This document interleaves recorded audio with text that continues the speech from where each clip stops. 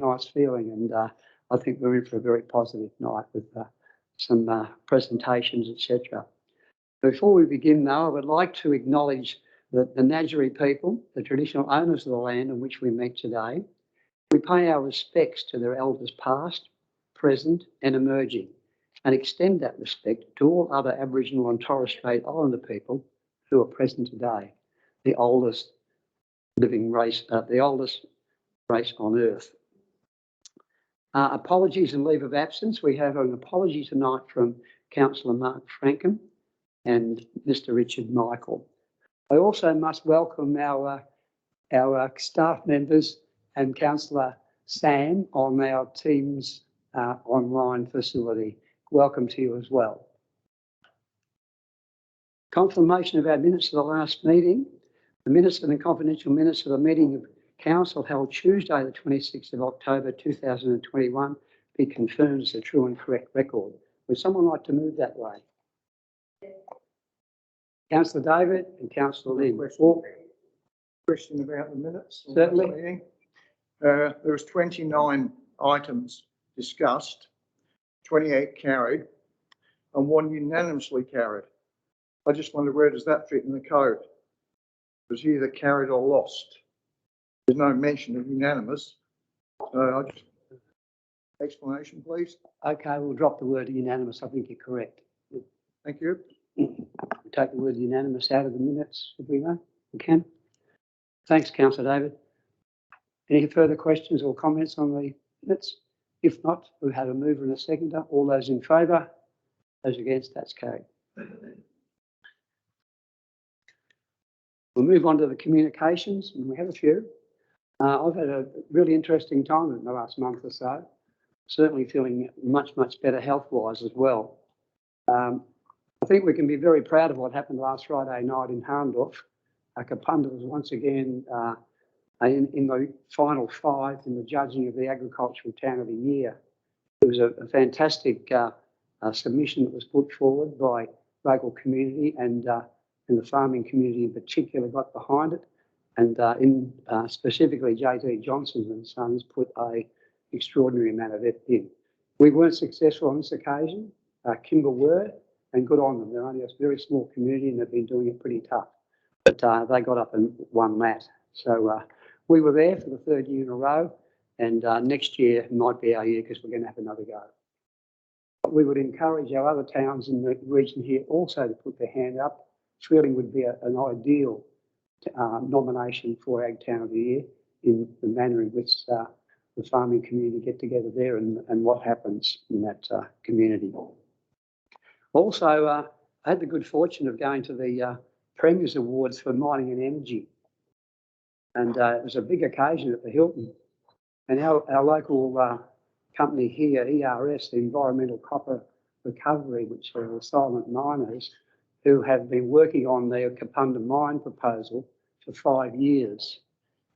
This council have been aware of that and have been supportive of what they've been doing, as have the community. And it was great to see them being recognised as a finalist in these awards. I did ask the proponents how they think they would go, and the comment was that the departments have been very slow in recognising what they do, because they do it, they mine in a very different way. There's the in situ process, and it's very different and very modern, and in the same manner they mine uranium.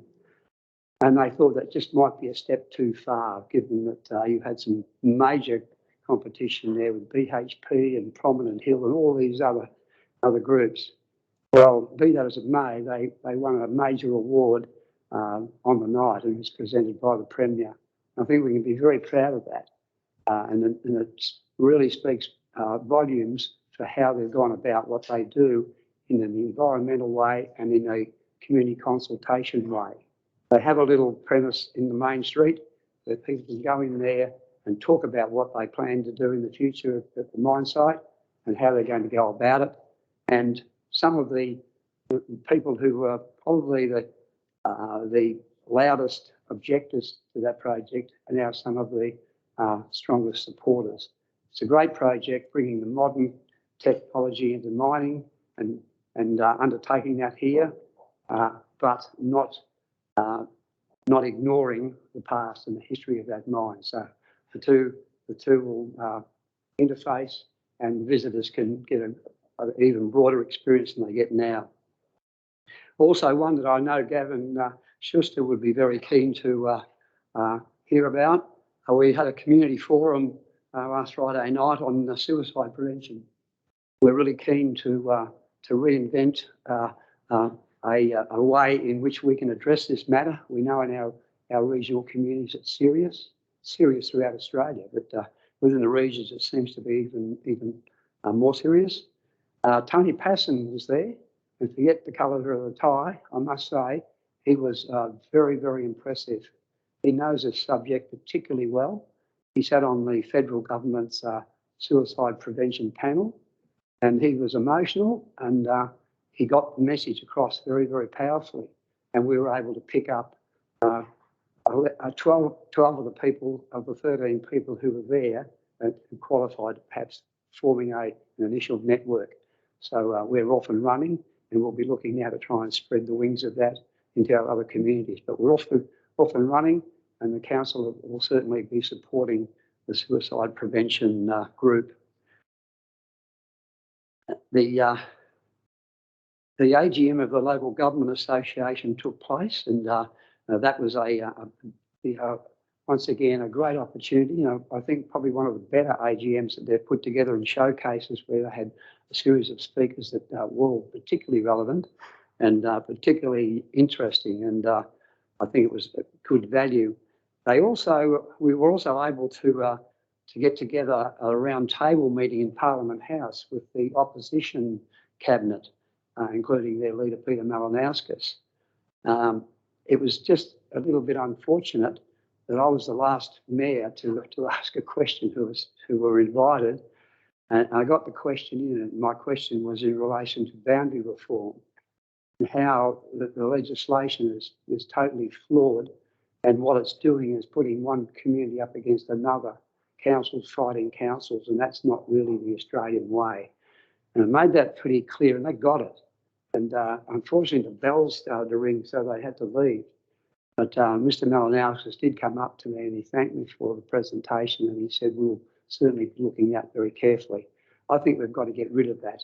We know how divisive it's been, but this council here are not sitting on our hands. We've already hit back at the Boundaries Commission that have mentioned to us and told us that they're allowing the process to proceed with the Gawler submission, and we've written back to the we've prepared the letter to the Gawler, to the Boundaries Commission, which I don't think they're going to enjoy receiving.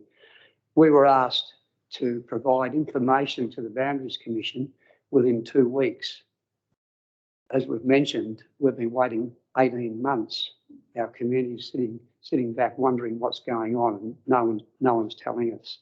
So they've taken 18 months to get to this stage, and they want us to complete the information they need in 2 weeks. Well, we've got news for them, and what we'll be sending back to them is a series of questions that we would like the answers to. So we're still sticking up for our region here in a very strong way.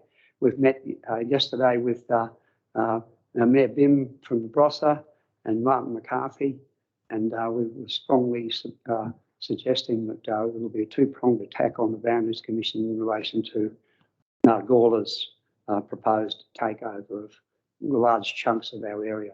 So we watch this space. Plenty of media coverage in the last month too, which has been all pretty positive for our council, except for, of course, the low turnout for the COVID vaccine. I made the comment, and I think it's fair to say that part of the reason is we don't have public transport to any large extent. People find it very difficult to get away to where these clinics are being conducted. Many of them don't have their own transport. We've had no mobile clinics in our region at all, and we're a bit overwhelmed with the hospital and the local clinic here. Ironically, after all of that, in a couple of weeks' time, there'll be a mobile clinic in Freeling, and we will use our community bus to pick up people to take them to that clinic. So there's a chance that they can get their vaccination if they so desire, and that that clinic will come back in about 3 weeks after that for a second lot. So that's a step in the right direction to fix that, what I thought was a bit of an anomaly.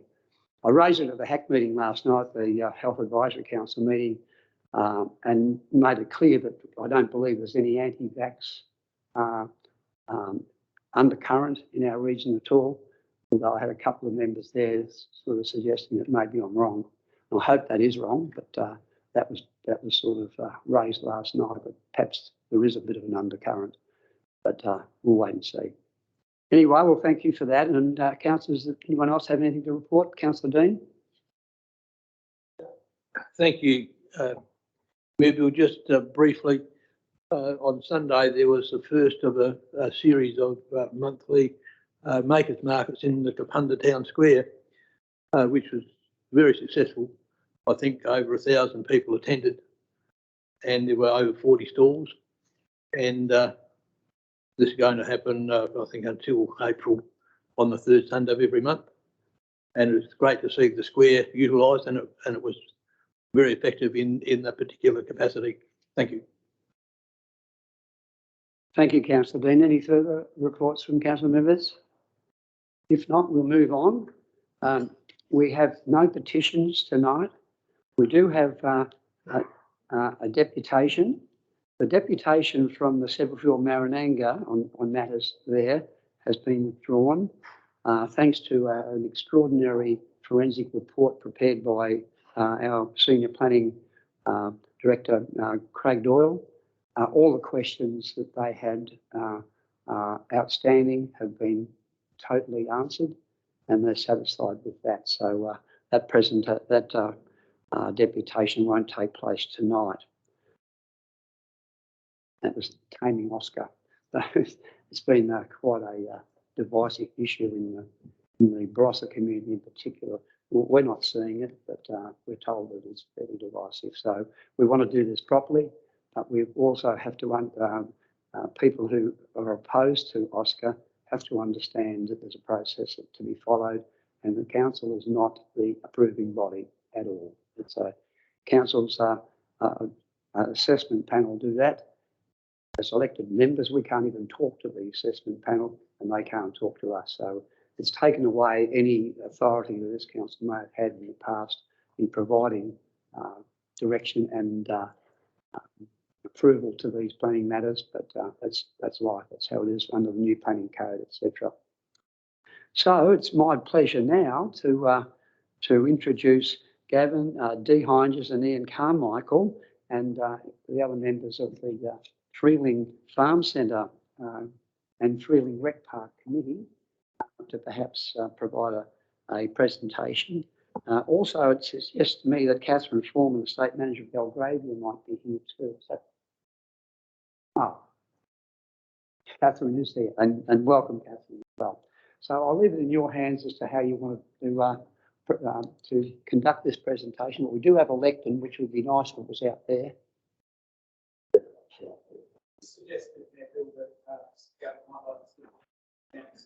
Oh, yep, that's fine. Yep, absolutely. Yeah, that's right. You're welcome. We might get you there one day. Oh, dear. Sorry for sitting down, but look, thank you for the opportunity to present to you this evening. And I'd just like to introduce, while I can, Bill made a brief introduction of Catherine Foreman, the State Manager of Belgravia. We have Craig Wilson, he is the Territory Manager, or the Regional Manager for the area of Belgravia. And then we've got Ross Shearer, who is our Manager down at the Farm Centre. I can take this off, can I? Yeah, good. Yeah, he's our Manager down at the Farm Centre. So I'd just like to welcome these guys. It's their first time here to the Light Regional Council, and I know they do have a lot of, they put a lot of time in with the Barossa Council, with the their centre over there in Tanunda, the Rex, and then even I think in the Riverland, they do a lot of talking to the council up there and also over at Kadina as well. So it's good to see them here tonight. So just giving you a bit of background, and just over the years, it's been, I think in April, the farm centre's nearly been 3 years it's been up and running. So it's just, I'll give you a bit of a brief background, and if we can have the next slide. So we first spoke about the farm centre as we currently know it today. 20 years ago, it was actually brought to council. And it was, back then, it was the basketball committee that it was on their wish list, but yeah, it was a think tank back then, and finally, yeah, it's taken a long time to get to fruition, but it's here now. So the community rallied together then after the Pinery fire in 2015, and that was to meet a need to have a safe refuge to shelter and for the community to gather for something positive, to unite and focus on the aid recovery. It was driven by the community and for the community with a lot of community consultation as well. And, you know, we wanted to, one thing that we found with the consultation was that, yeah, we wanted something to provide something for everyone in the community and for the whole community to use. So in those years previous to 2015, there was a 5-year period there where we actually ran 2 unsuccessful grant rounds, and then there's a partnership formed then with the Light Regional Council to go for our 3rd grant round, and hopefully it was the 3rd time lucky, and we were. So that's obviously how it had come to fruition, and we're very thankful for that. So then we had to raise some money. So we bandied up and asked the local businesses and the community for their support and put their money where their mouth was, and we did raise $600,000 to support the farm centre project, and that sort of started. It sort of started with Pinery Fire fundraisers, especially if we can remember the great Seppelsfield night where Brian's son, yeah, he played and had a single we put out then, and we had things like the LCA, which was the Lutheran Church of Australia. There was $300,000 raised there for Pinery, and we managed to secure $30,000 there at that time for that.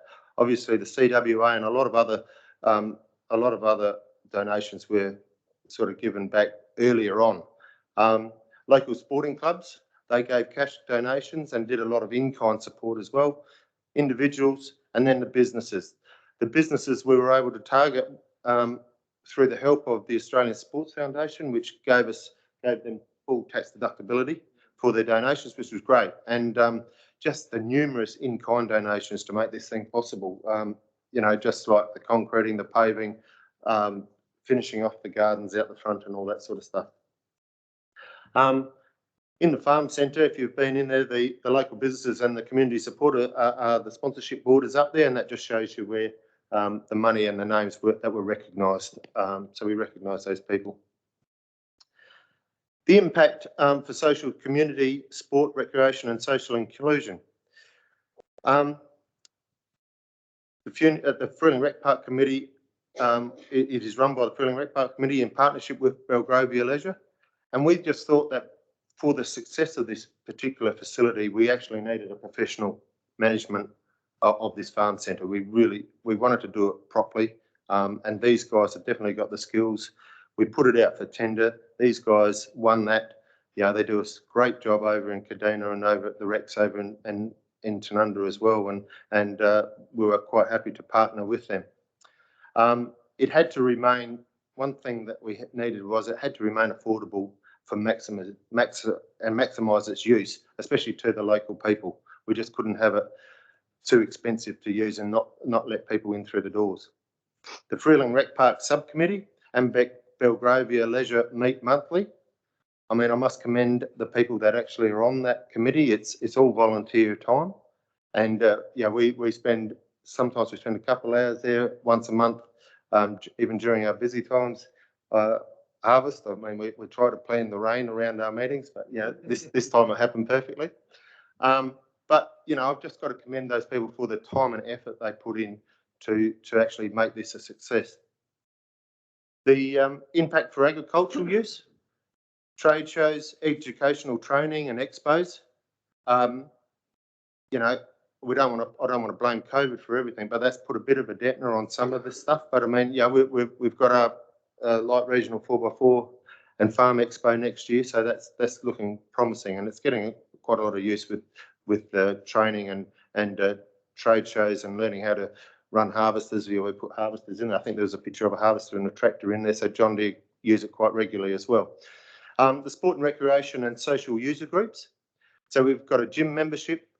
The target numbers, and Catherine will speak to this in a minute, target numbers were exceeded early, and that was, you know, great for the community. And it was used by Freeling and other sporting groups. So all users pay a fee for service, including local sporting clubs.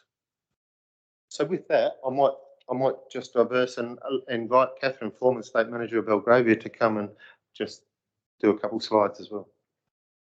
Thank you. I'll come back.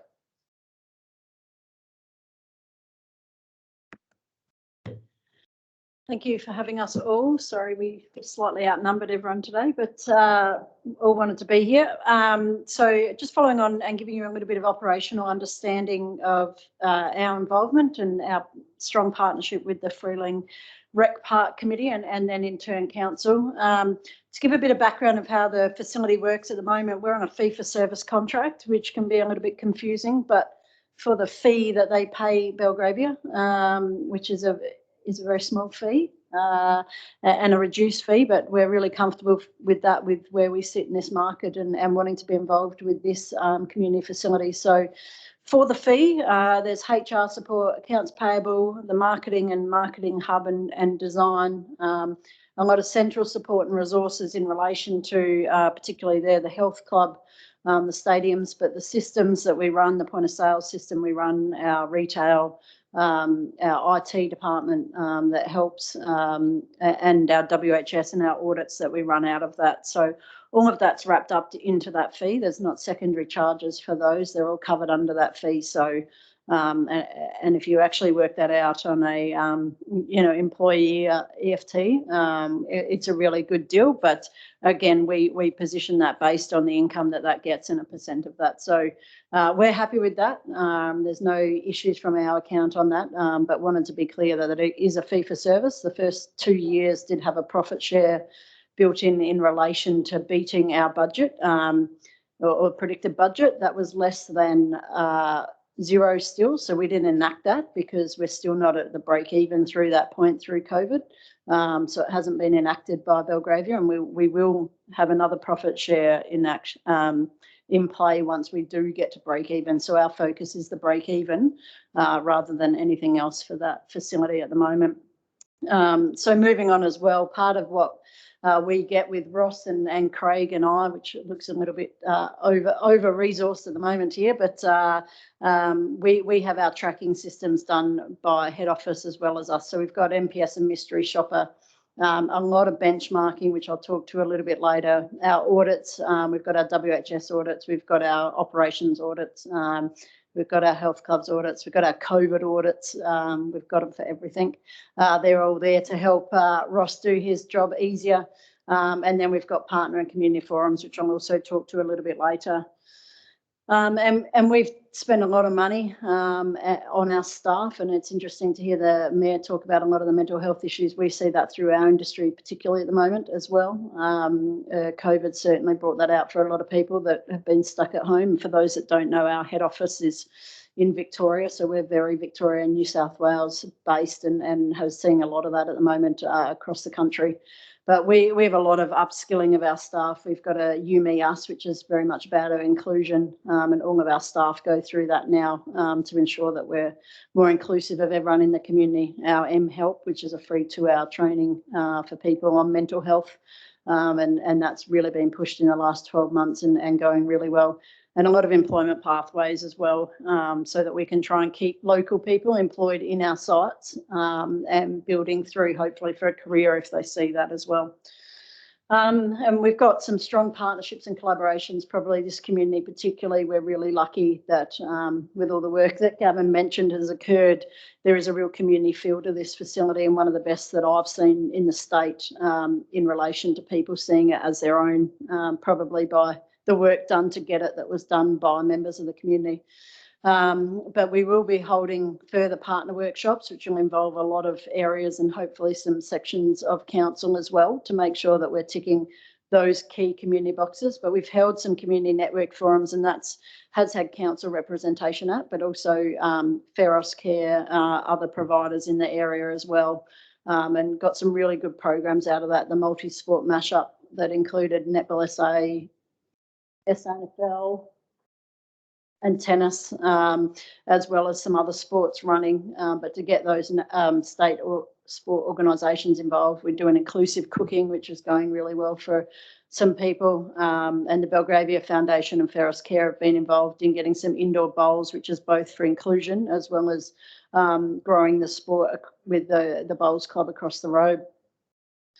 So we're well aware, as it's, before I come to my meetings, I like to ask whether it's a good time to have rain or a bad time to have rain. So today was not a good time to have rain, they tell me, to make sure I'm across what the ag side of what we need to be across. But we've had a lot of ag groups through. We're well aware that that's a key component of that facility, not just leisure, and continue to look to have more.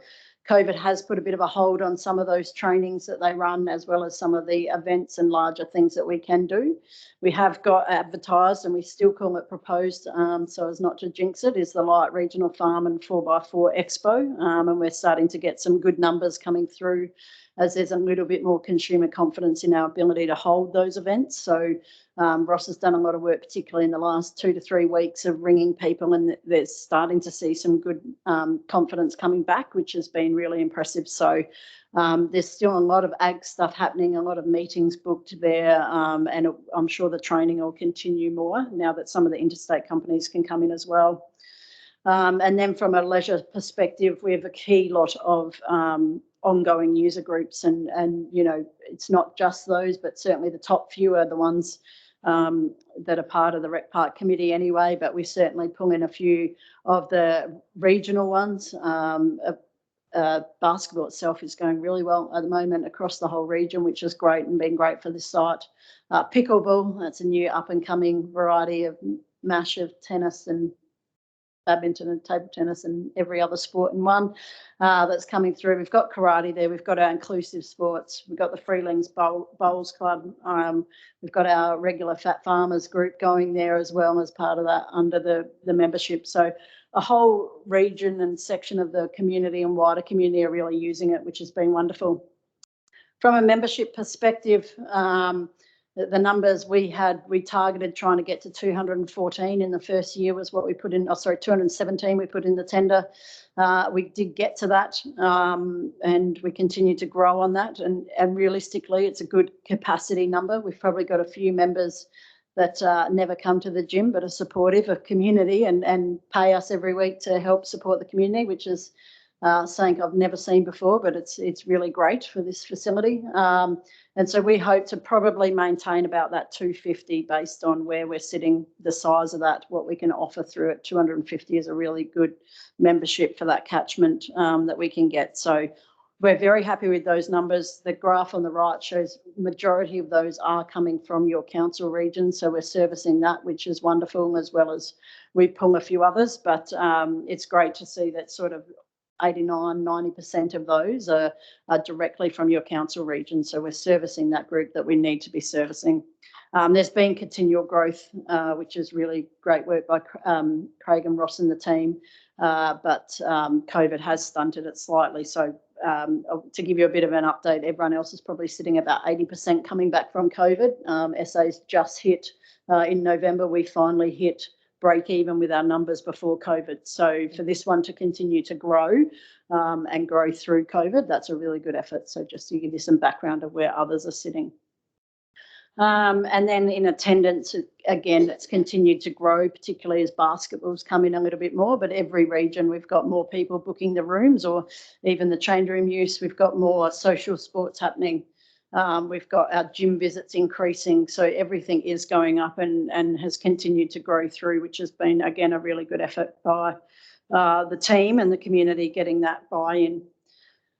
We've also do some of our stats on social value and the social value it creates. And to give you a bit of background, if you have a lot more membership, so you have a swim school or a membership base, this is the social value based just on our members. So it's only based on our direct debit. That's all that can be pulled into this. So this doesn't include the social value from our basketball visits, etc. But to give you an understanding of sort of the mental health social value, it's a little bit hard to read up there, but it's the improved education, the mental health. This is sort of a matrix. I think there's about a massive number of different indicators that go into this one thing called Active Exchange. It gives us a printout of this social value, but they're pulling together a whole lot of other data and put it into one. But particularly impressive to see here, again, the key one that we're having an impact on is that mental health and the benefits of that for the members. Again, that's not including all of the value that would be happening with the social sport and stadium users. So just to give you a bit of background on that. I did want to touch on next, just to give you a bit of an understanding that we are in our post-COVID, and I know we don't, like Gav, we don't see it as an excuse. I think we've put out, I think it's now up to about 684 documents our COVID task force has put out for our company through COVID. But here in SA, we are in what we'll call our new normal for a little while, but we are still under restrictions in our industry. So there is restrictions in our density numbers in the facility, and that does have a bit of an impact. It's an impact on the numbers we can get in the meeting room, but very eventfully, you know, Ross moves them into a change room or out onto the court. So, and it does affect the numbers that can be in the gym. So working around it, and that sort of thing it does affect is those bigger events that we're sort of hoping to have come back in the next 12 to 18 months, starting with the Farm Expo. But just to give you a bit of an understanding, we've had to adapt to how we activate people, what we're doing, reimagine our spaces, as well as the fact we're actually just still under some restrictions, and realistically will be for a little while here in SA as we're moving ahead. In relation to our performance to tender, there's no doubt that our view is that we are targeting cost neutral for operations, and that's including our fees. So that's our absolute target. It's not far off what we had for original year or two of the tender, and there's been some adjustments to that. Just by the way, it's probably came through and tender to what's actually happened. Again, they're not excuses, they're the realistic of where we see it, to be completely transparent about what we do. The membership has been impacted slightly by COVID, not massively in that site, but also the size of the health club in relation to probably how we predicted it might map out. You're meant to get about 3 members per square metre that you would have, and so we're well over that, which is wonderful. But that's what we'd try and get for most of our other gyms. And we're getting less from the clubs than we probably predicted, but the clubs are paying very fair rates. They pay very fair use. Netball's not in there full time like we maybe predicted would happen in the tender, but that's an association thing. But all of the clubs do pay as they go. We're a pay for use area, but we probably in our tender predicted that would be slightly higher than the use that's actually happening. But again, basketball's building up to where we thought it was. And as I say, netball remains outside, and we're supportive of that as we go. Expenses, again, are mainly on track. So we had predicted that the equipment would be in the cost, but it wasn't budgeted for. But that goes down a little bit from April, and we have forecast to continue to rejuvenate that, because it will be vital to keeping that gym going, that we're changing pieces over. It won't be a whole hit, but you know, we don't know what the latest trend will be next year, where it might be you know, jumping on little trampolines again, and we'll need to get a whole bunch of those to keep up with it. So you know, we need to be able to move with that, and we've forecast and predicted for that, and our fees remain at that same rate. Just for some commentary, I've touched a lot on the large events and the COVID stuff. We're really focused now on increasing our social impact, so continuing to have those partner workshops with the appropriate people at council, as well as certainly with Feros Care and others that have built a really good relationship. We've got groups that just come across from across the road just for their coffee as they're outing. So there's some real great things that happen in that facility. And we want to continue to see the sporting clubs grow and help work with them about how we do that. To give you a bit of comparison for this site comparative to, say, others that we run or around the country, for a facility of this size to be break even in operations would be a really fair result, and a good result. None of our contracts are with a rec park committee. They're more with a council, and the council would always take on the insurance and the building costs or depreciation of that. So when I say we want cost neutral operations, that's our operations. It's a stretch target, but it's certainly an achievable target for this one. And also, we really, and Ross particularly living it day to day, but Craig and I and the whole company very much want to see this facility be the community facility that's not a burden on the surrounding grounds. So I want to be very clear that we're very aware of that, very across our role in that, and want to be doing what we can in relation to that. So that's my background for Gav to tidy up the finish.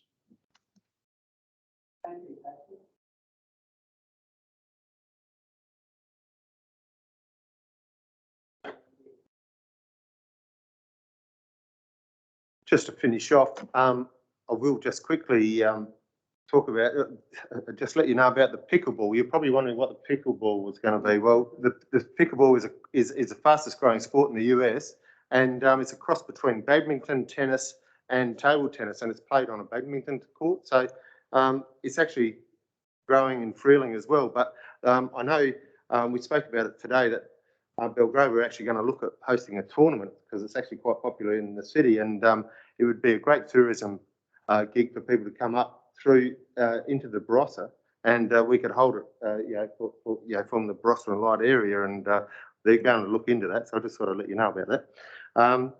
So just moving on with the economic benefit, the local businesses were used for designing and constructing. We used the local architect and answers for the build. Now that was done by a successful open tender, local trade subcontractors.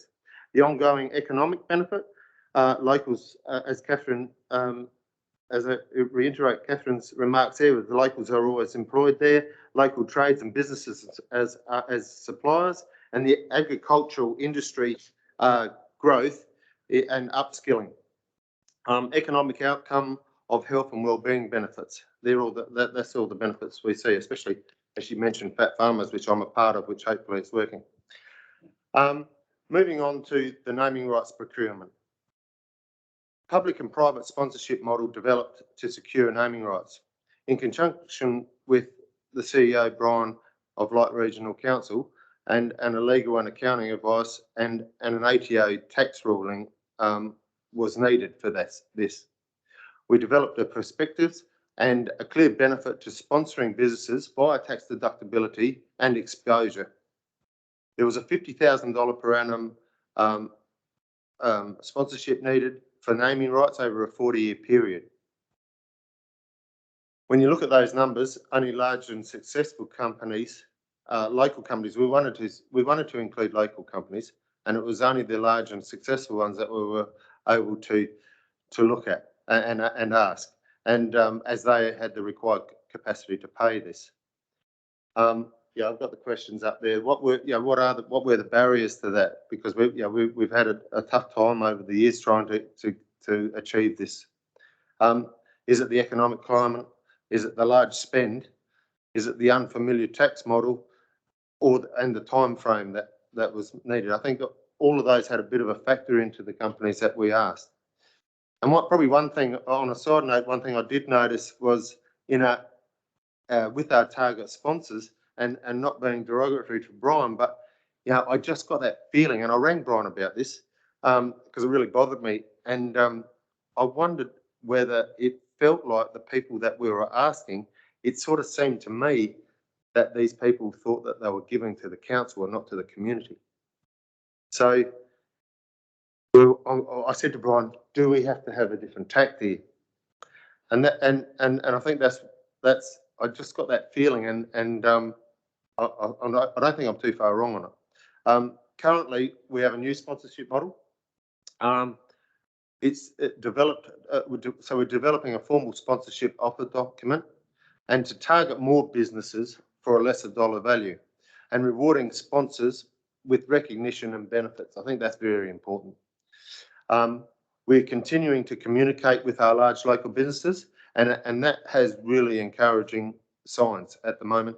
I'm quite confident that they're going to come on board, but for a lesser amount, because it's just more achievable. The support from small and medium businesses on an ongoing basis, there's a strong indication of engagement there as well. So which is really good, and that they're businesses in the Barossa. They don't just support footy clubs; they support everybody, and especially the agricultural companies as well.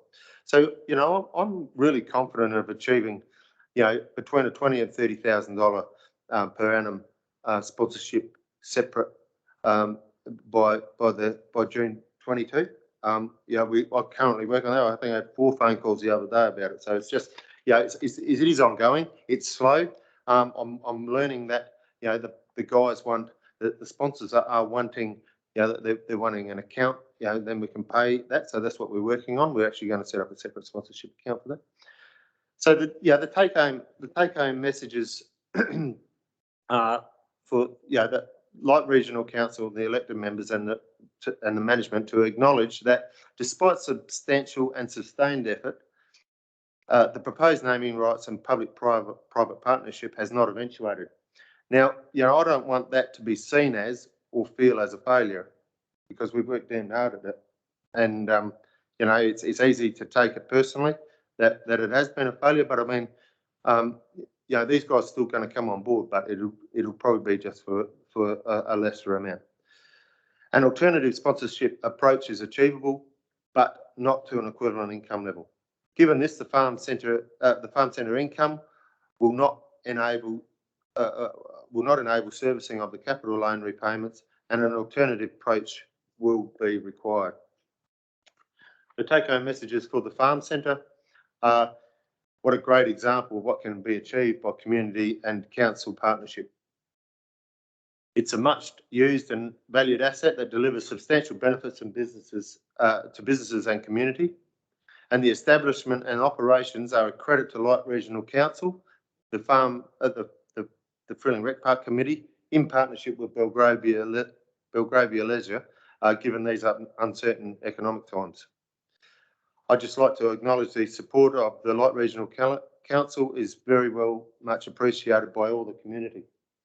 And finally, I'd just like to thank the Freeling Rec Park Committee for their time and work and effort and support that they've put in to make this all possible, and all their volunteer hours. Thank you. Thank you so much, Gavin. I think the sponsorship and the take-home message that you just relayed says it all. Really thank you for that. And I do recall in my very early days as mayor, your petitions for a basketball court to be established in Freeling, where you had 35 teams, if I recall, and they had to travel to places like Uganda and everywhere else. It was just a nightmare for those young kids to have to travel like that, and young families to play basketball. And it's such a wonderful thing to see that you've done down there, and a great credit to everyone involved. Money's not everything. I mean, we understand that we've got responsibilities. We've got responsibilities to our overall ratepayers, etc. But I would suggest that if you walk down the street of Freeling and say, look, we've got a bit of a problem, funding this centre here, and we might need your help, you'd get it. I don't think there's any doubt about that, because the social aspects of what you've raised tonight are just invaluable. I mean, we're there to do that for the communities, to make sure we don't have those mental health issues, we don't have the poverty, the homelessness, and all these sorts of things. And you've got to provide something for people to enjoy and to have a life. And I think what you've done down there as a group has been fantastic. And Belgravia to be commended also with their approach to this, and to make it happen, and to do this on a daily basis. It's so important. I think you've got the right model. We just now have to get on with getting that sponsorship. So thank you very much for being here tonight, and a great presentation. We did enjoy it. Thank you. Oh, pardon me. Are there any questions, councillors? Although I think we had a comprehensive sort of... Yeah, Councillor Moses. Darren, how can we help you as a council if you've got the shortfall that your prediction's going to happen? What sort of dollars are we talking to get you over that hump? We obviously COVID has been for getting people through the door, Yep. but it helped us with JobKeeper. So we actually haven't had full running yet, but unassisted. So we think the next couple of months we're going to be getting a quarterly balance of where we're running with, say November, October, and September. Yep. So we'll know exactly where the centres actually run with the wages and programs. We don't want to be, as a criminal company, we don't want to be coming back like a little kid to mum and dad and you guys asking for money all the time. We just don't want to do that. And, I think part of the insurance, I think Catherine mentioned the insurance, I think we're paying close to $13,000 at the moment for that. And I mean, there's probably that account that probably not by be paid probably by the council, but we just want a buffer so that we can run successfully without coming back to, especially say major maintenance.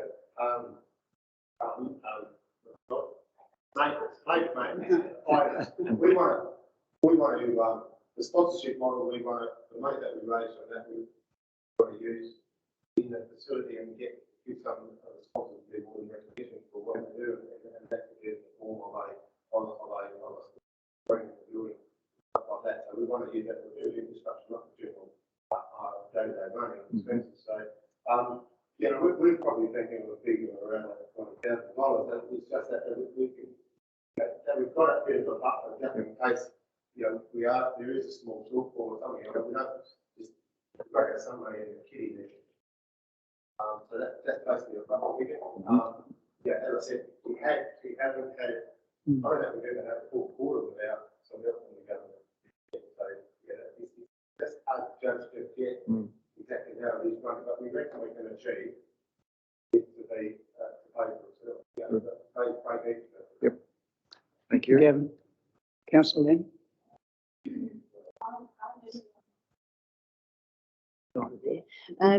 I'd just like perhaps Simon to explain the split of the rec park and the farm centre with regard to how the rec park want to have their own balance. They are given about $95,000 a year, and the farm centre, and we've been subsidising that and paying for stuff in the farm centre, and so yeah.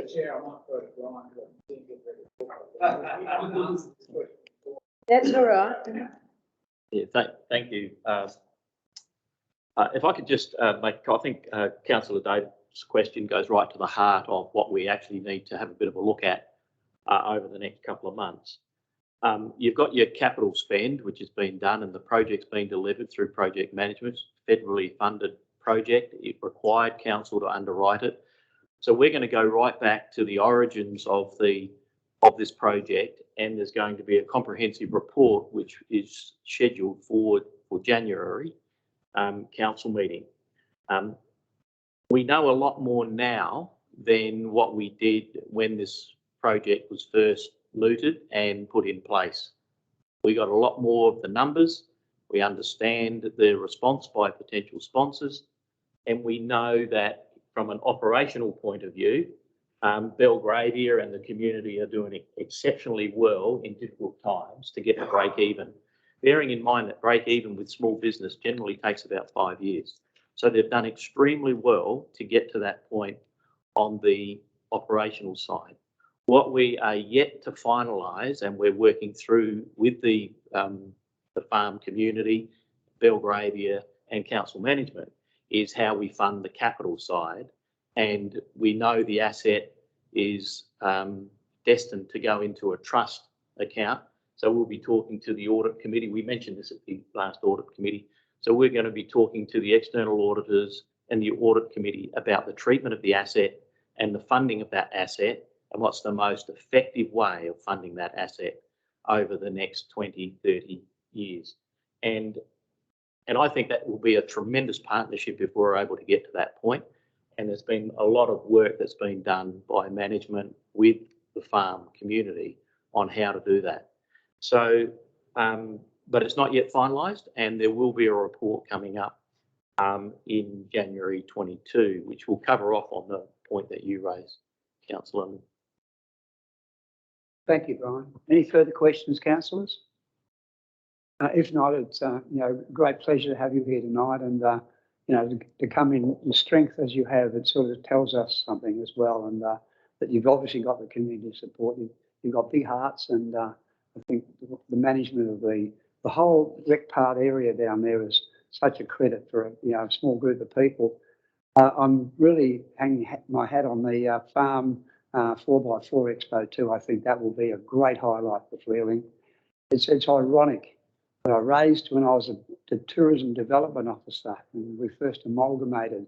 I went to Freeling twice, and we had public meetings there to put a farm fair at Freeling, and both times we got knocked back. Well, a bit too ahead of our time, I think. But I think it'll be absolutely a boomer, and that might also add a lot of strength to any proposal for naming rights. I'm sure it will. Someone from the 4x4 industry might take it on.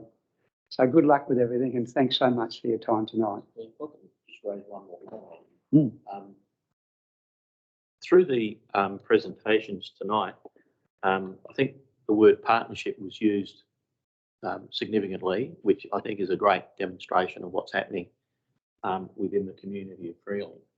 But there was one item that Catherine raised, which I thought was a very powerful item that we need to get a better understanding on, is the social value. I read a report during this week where there was in excess of 2,400 male suicides in the last 12 months across the nation. It's a big issue. You attended a session recently, Mr. Mayor, about it. I think we need to get a better understanding of that. And Catherine, if you could provide us a bit more information about that, because I think that's important to get into the report for January to get a value on that as you've presented tonight. Thank you. Thank you, Brian, and thank you, folks, and safe trip home. It's my pleasure now to move on to 7.3 and a presentation by my dear friend Simon Millcock from Legatus, the Legatus Group. Legatus, as we're all aware, is a group of 15 councils, like-minded councils, and Simon has been the CEO of that group for quite some years now, and he's doing an outstanding job. So we look forward to your presentation. I did mention earlier that we've had a copy of Simon's annual report in our last council agenda as a appendice, and plus the annual report of the Legatus Group. So I think Simon will just reflect over the top of all of that. So thank you, Simon. Thank you, Mayor Bill, and great to be back. I think you gave me a time limit, so I'll work on that time limit. I gave Gavin a timeline too, but he's too big for me. Look, tonight is an opportunity to consult directly with you on our current business plan, and perhaps to provide any answers if you have any questions. The presentation is designed to be short, but I do welcome feedback, and I do recommend people, if they're interested in the work we're doing, to go onto our website. All of our reports are on the website, and our agendas contain quite a lot of the information. I'd extend an apology from Mayor Heaslip, who's a newly appointed chair of the Legatus Group. He has indicated a desire to meet with councils, but this might not occur until next year. You're in control. Good, thanks. I wanted to just perhaps touch on a couple of things around some advocacy work we're doing at the moment, which is a key component and a great value as to why councils are members of the Legatus Group. One of those, and you touched on it just before, is around the work we're doing in mental health and regional wellbeing. And we've been a strong advocate for across our 7 northern councils with the impacts of the drought. We've gained some really positive traction in that space, and that's seen an extension of 2 family and business support mentors. So that's been driven by the Legatus Group, and PIRSA have funded those, and we're in discussions at the moment with Wellbeing SA about how we can have a better model in regional South Australia for mental health. And the other one we're working on very closely at the moment, has been very topical in the last few weeks, is the issue about councils being able to get rates off of wind and solar farms. And that is very high on the agenda, and we're hoping we can get some traction later this week. We're undertaking a review of our strategic plan, and this year these were the 6 key priorities which came out of that. We're continuing to workshop, and I'm really pleased that our last Legatus Management Group meeting, our last CEOs meeting, there was a strong desire from our CEOs to be more active in this space.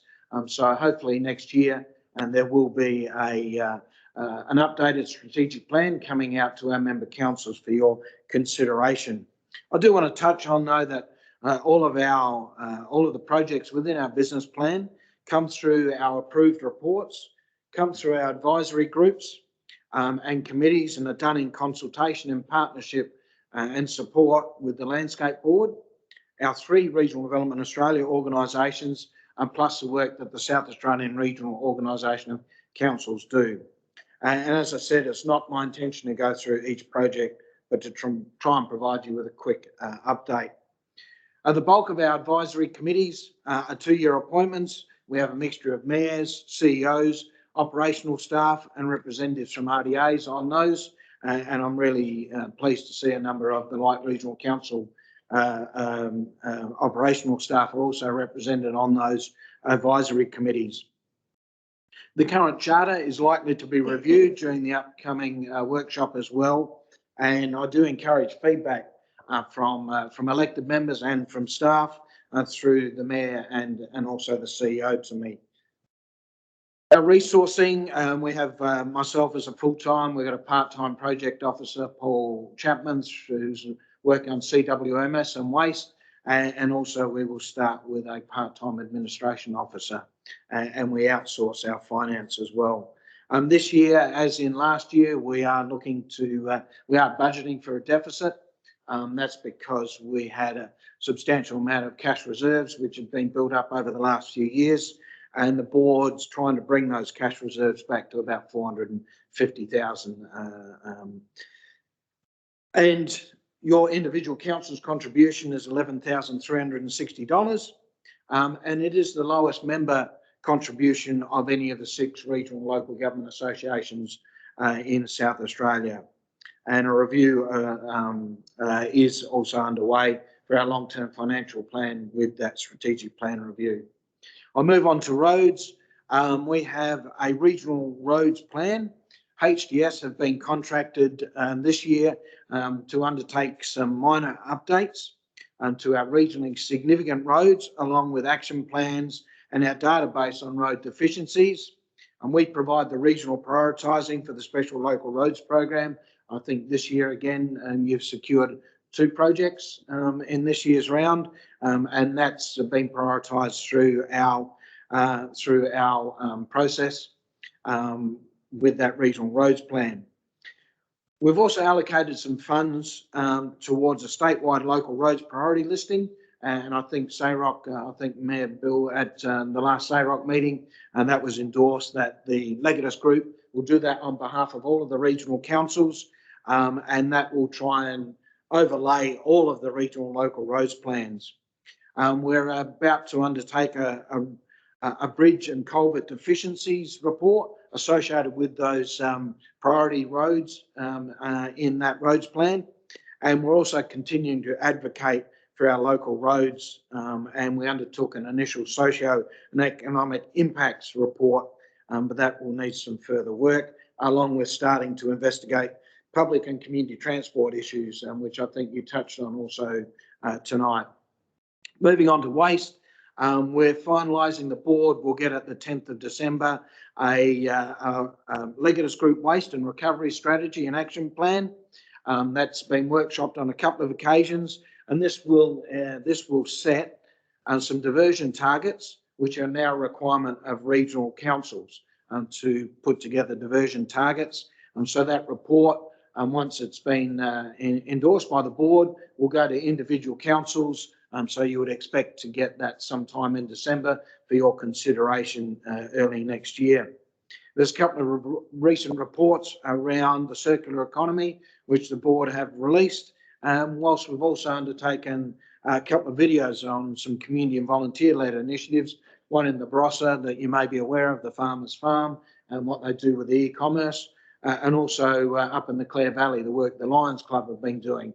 So we're looking to how we can better engage and support and start to form partnerships for community groups who are working in this space as well. We're finalising some script development for a series of 9 online training programs for our community wastewater management scheme operators, and we're supporting the reform agenda with a focus on the operational areas of community wastewater management. And we're also undertaking a research project on machine learning to assist with the management of pumps, which has grown now from 1 to 3 councils. I'll touch now on water, climate change and the drought. This list shows some of the current work we're doing. There is that my alarm gone off? 3 minutes. Oh, good. I've got 3 slides. Thank you. Currently, we've got some research projects happening around smart irrigation with SA Water, with 2 of our member councils, and also some stormwater harvesting with Space Down Under across 3 of our councils, and the Light Regional Council is involved in that project as well. We have a partnership with the RDAs and the Landscape Board, which is trying to ensure there's no duplication. And this is reflected in our membership with the Drought Innovation Hub, which is now the headquarters and based within York Council area. The Northern and York region is predicted to be the most impacted in regional South Australia for rainfall deficiencies in the coming years. So we're really keen to continue in that space. Community capacity. Support is being provided for community wellbeing and capacity building, working with some of our member councils around digital storytelling and the use of podcasts. And that's a community-driven project around preserving history, activating new enterprises and producing content to support tourism development. We're an active member of the Northern and York Landscape Board, Aboriginal Engagement Committee, and we're staging workshops and webinars and also working with UniSA on a native foods and cultural awareness project. And we're finalising the accessible tourism project with our 3 York Peninsula councils, which I think will have some direct relevance to all of our member councils, and which is how do we better utilise, how do we better provide opportunities for our tourism sector and to be both accessible and inclusive. And we currently have a project with Yankalilla Council and Mitcham Council around some electronic trikes, which will be trialled across our region. And trikes, so electronic trikes, which mean, yeah. The other is we're also about to start some work with Torrens University around local government needs for attraction and retention of employers. Quite a significant issue for regional South Australia, quite a significant issue for the local government sector. Regional capacity, I touched on a couple of those projects that we've been working on with clusters of our member councils. And we also undertook a detecting business problems workshop, and I've identified a couple of areas that could be further investigated. And one of those that Port Pirie Regional Council are taking the lead on is handling customer request processes. So how do we better use our systems for that? And I'm hoping that I get something from Port Pirie Regional Council. I think they're talking to 7 or 8 of the councils in our region. Along with where perhaps not so much of an interest to you, but we're also working with the Landscape Priority Funds through a potential grant for our coastal councils, so 7 of our coastal councils. And I'm hoping next year that we will get to see the Light Regional Council involved in our regional forum which we'll have a workshop that we partner with the Landscape Board and the RDAs on. So looking forward to that. And my last slide, again, you talked about it before, is partnerships. Our alliance includes the Climate Change Sector Agreement, the Regional Forum, along with the Drought Futures Fund, and the new landscape boundaries means that we now have the Barossa Light and Adelaide Plains as part of that alliance. As I said, there's several research projects that are being undertaken. Some workshops recently with UniSA and the University of Adelaide looking into more strategic partnerships. And I might leave it there, Mayor Bill, unless there's any questions or comments. Councillors, are there any questions? Busy man, so. Through the chair, Simon, sorry. I've just got one question. Are we getting any funding towards our CWMS at Wasleys? That's probably not one I can answer because I don't think that's a new scheme. I think that's an No, it was extension. knocked back, and I just thought if this group had any pull on it. But if there's any policy issues around the CWMS reform, we would love to hear from your council because we're happy to take up any issues. Through the chair, one more about the wastewater. Are we able to get any funding towards having to replace our dam on the Teely Highway? Could that be a priority? I don't think regards have basically drive funding applications at all. Simon might be able to answer that better than I can. Perhaps Richard might be able to answer, and I'm happy to make a comment.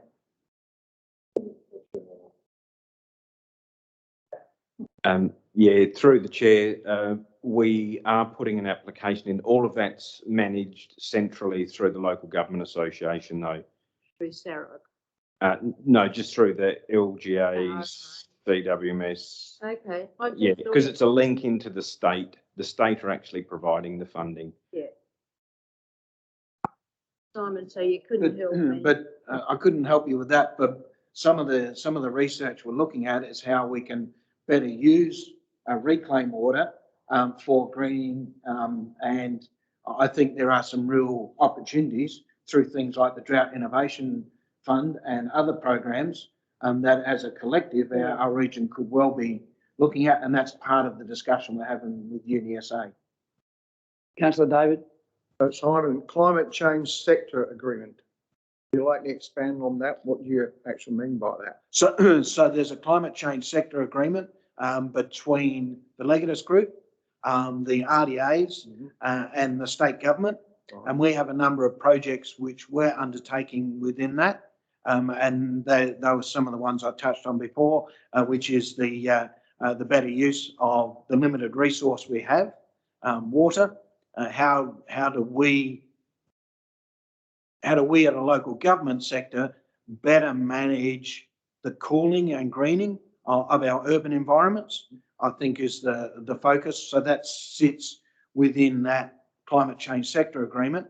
And if you think about a regional plan around climate change, that's what that document is, and I'd be more than happy to forward that. But there's a role that individual councils have, both through the Landscape Board, through ourselves, and through the RDAs. Thank you, Simon.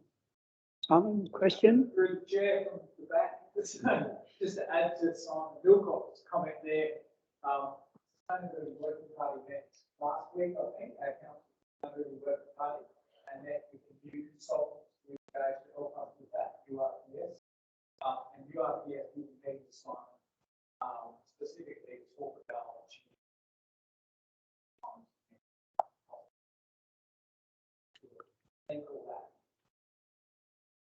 Thank you, Simon, for clarifying that. Simon, you're a one-man band. You're an extraordinary person. That you take on so many projects. You're a huge broad church of projects, as we've seen tonight.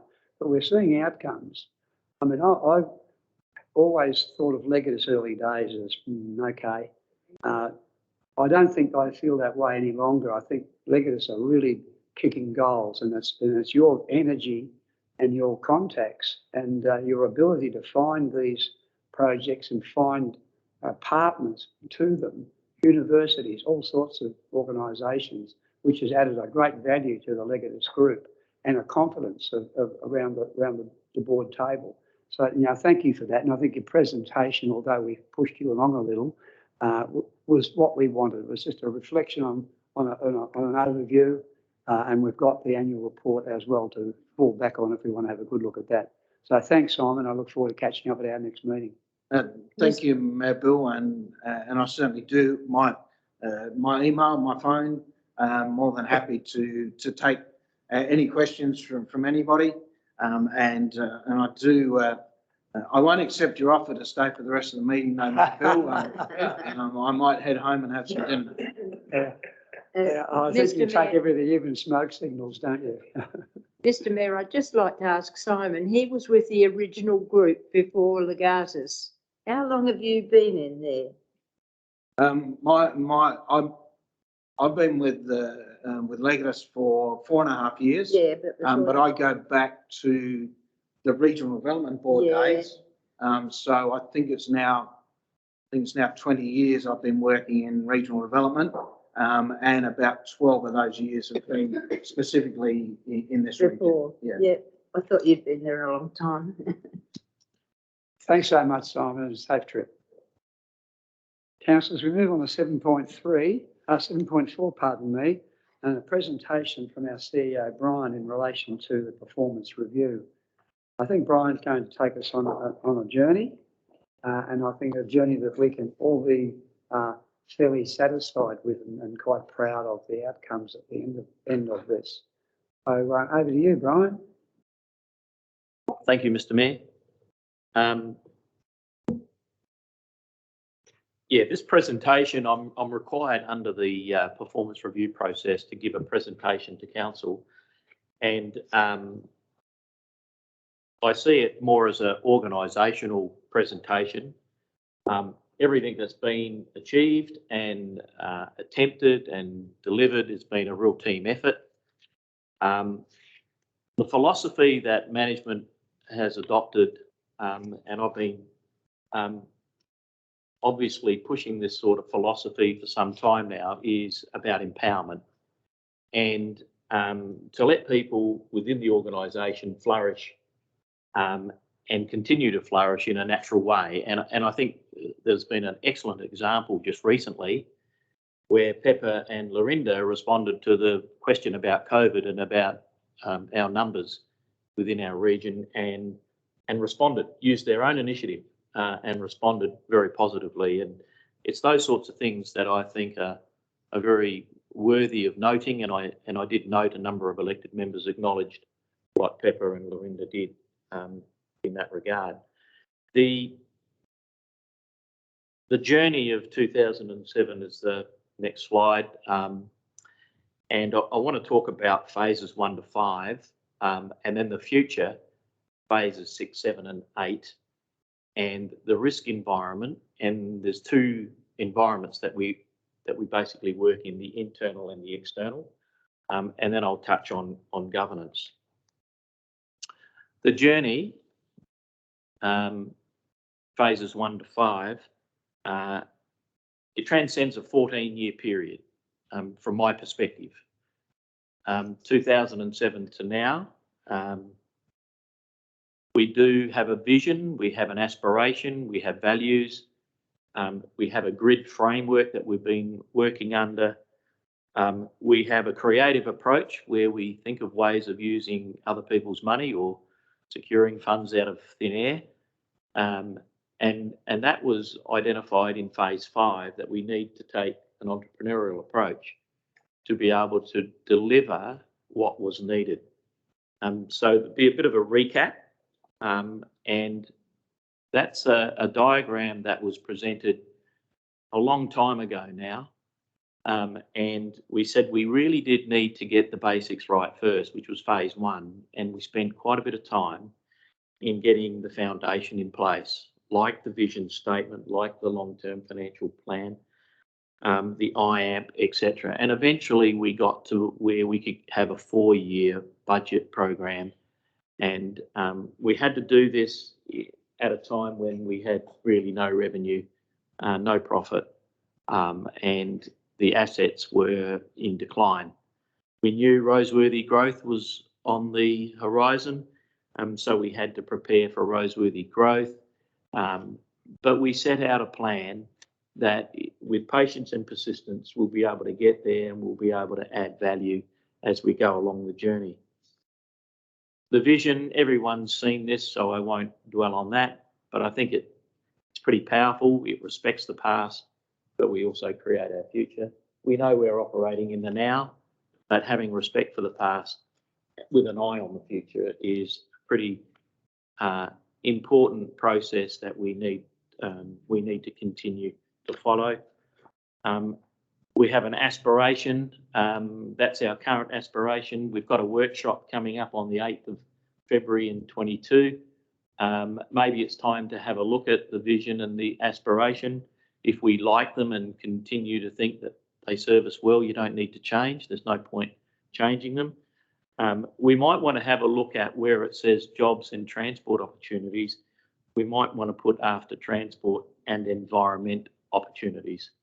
And environmental opportunities, because if we do, it lines up a bit better with our values statement, community values, safeguarding ratepayer funds, staff and elected members embracing 3 clear and truly core values of leadership, environmental and financial sustainability, respect, honesty and integrity.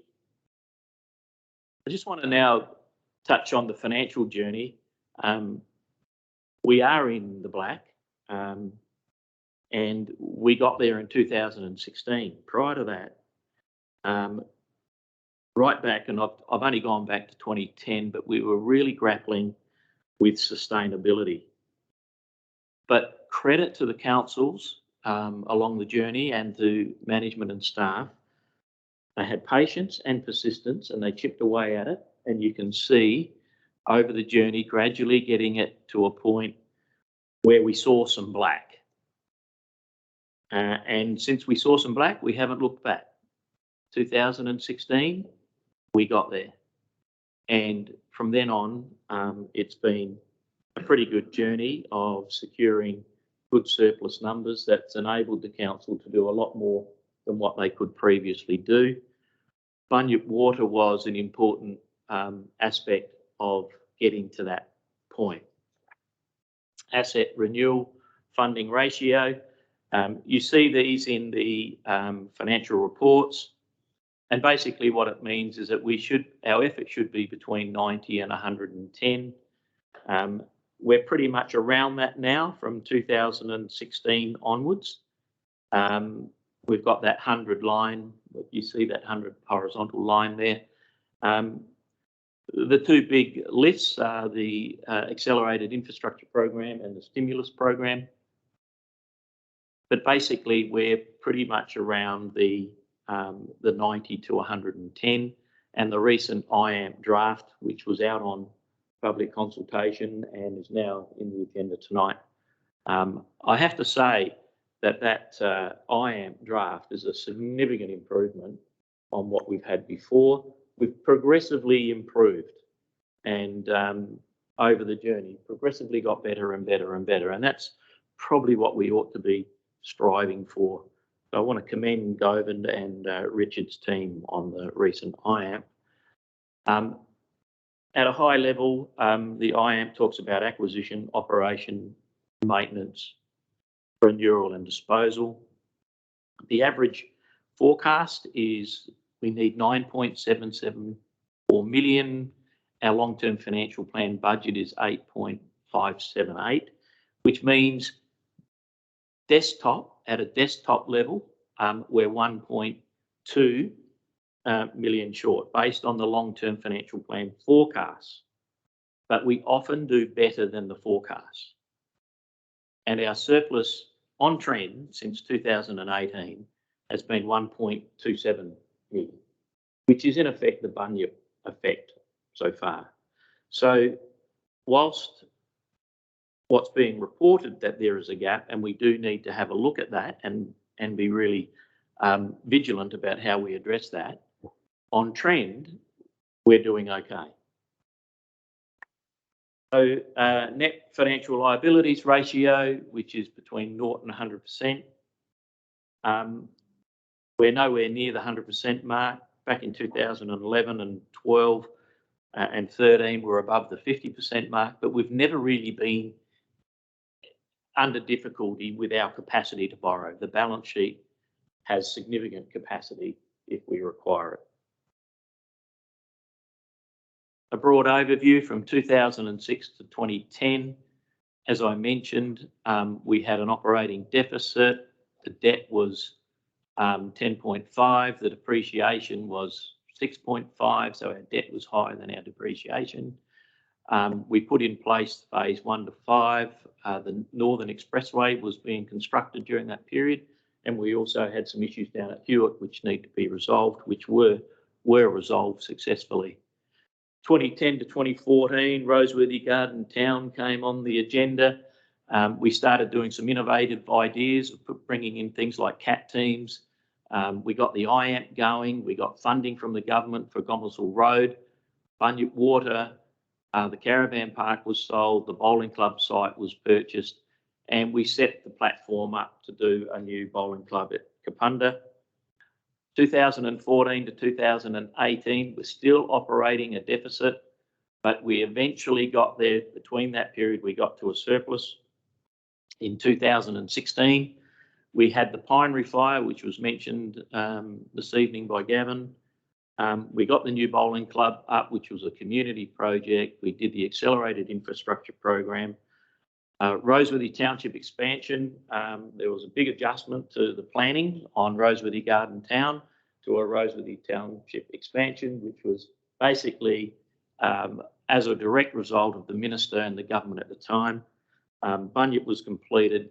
We secured the grants for the farm, which was mentioned tonight, and the Kapunda Town Centre was put in place, or we purchased land, I think, at that period, and we finalised it back in 2020. And it was good to see or hear tonight about the Makers Market around the Kapunda Town Square. But from 2016, we've been in the black. We've been operating a surplus. The debt has gone down. What's being serviced by the rate revenue, the depreciation is underpinned by an IAMP, and we've got grants for stimulus, and we're seeking funding for Kidman, and we got freight routes on the agenda. And so there's been quite a journey. The reason I put 5 Shillings and Oldham Street in red is because both 5 Shillings and Oldham Street have not been a linear pathway, and I want to talk about that. We're still on the pathway of concluding those, and I'll talk about those now.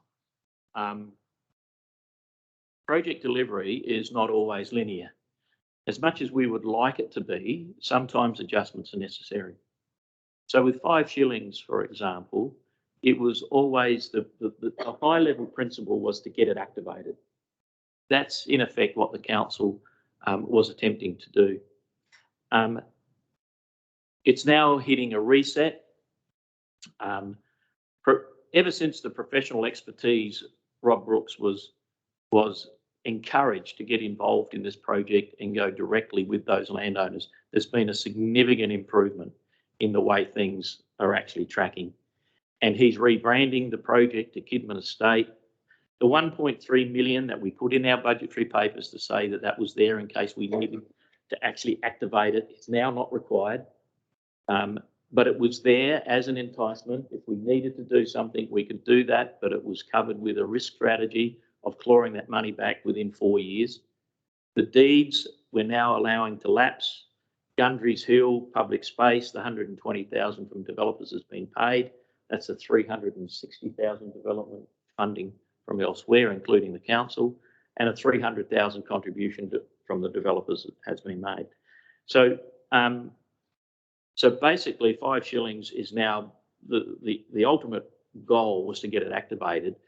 and to get things happening there. And we're confident that that's now going to happen a little bit more effectively, particularly with the professional expertise of Rob Brooks. With the Oldham Street Kapunda, it's now, the new bowling clubs there, the tourist park, the expansions happened, but now it's about recovering that capital. And the council went through a number of discussions about how we go about that. 4 units have been sold, which is a bit above the reserve that was set by the council, and 7 allotments, the sales are imminent. So that's on track as well. It's the final leg of a much larger project, but it's about recovering that capital. And one thing I would say at this point is, while some of these projects, some of it's successful and some of it we have to take a step back and have another look at it, it's not always linear, but we do need to keep trying new ways to get outcomes for the community. If we stop that innovation and new way of getting outcomes, then really what will happen is that things will sort of close up and we'll say, well, our capacity is only this and we can't do it. We've got to think of ways of broadening that capacity to able to get those outcomes in place.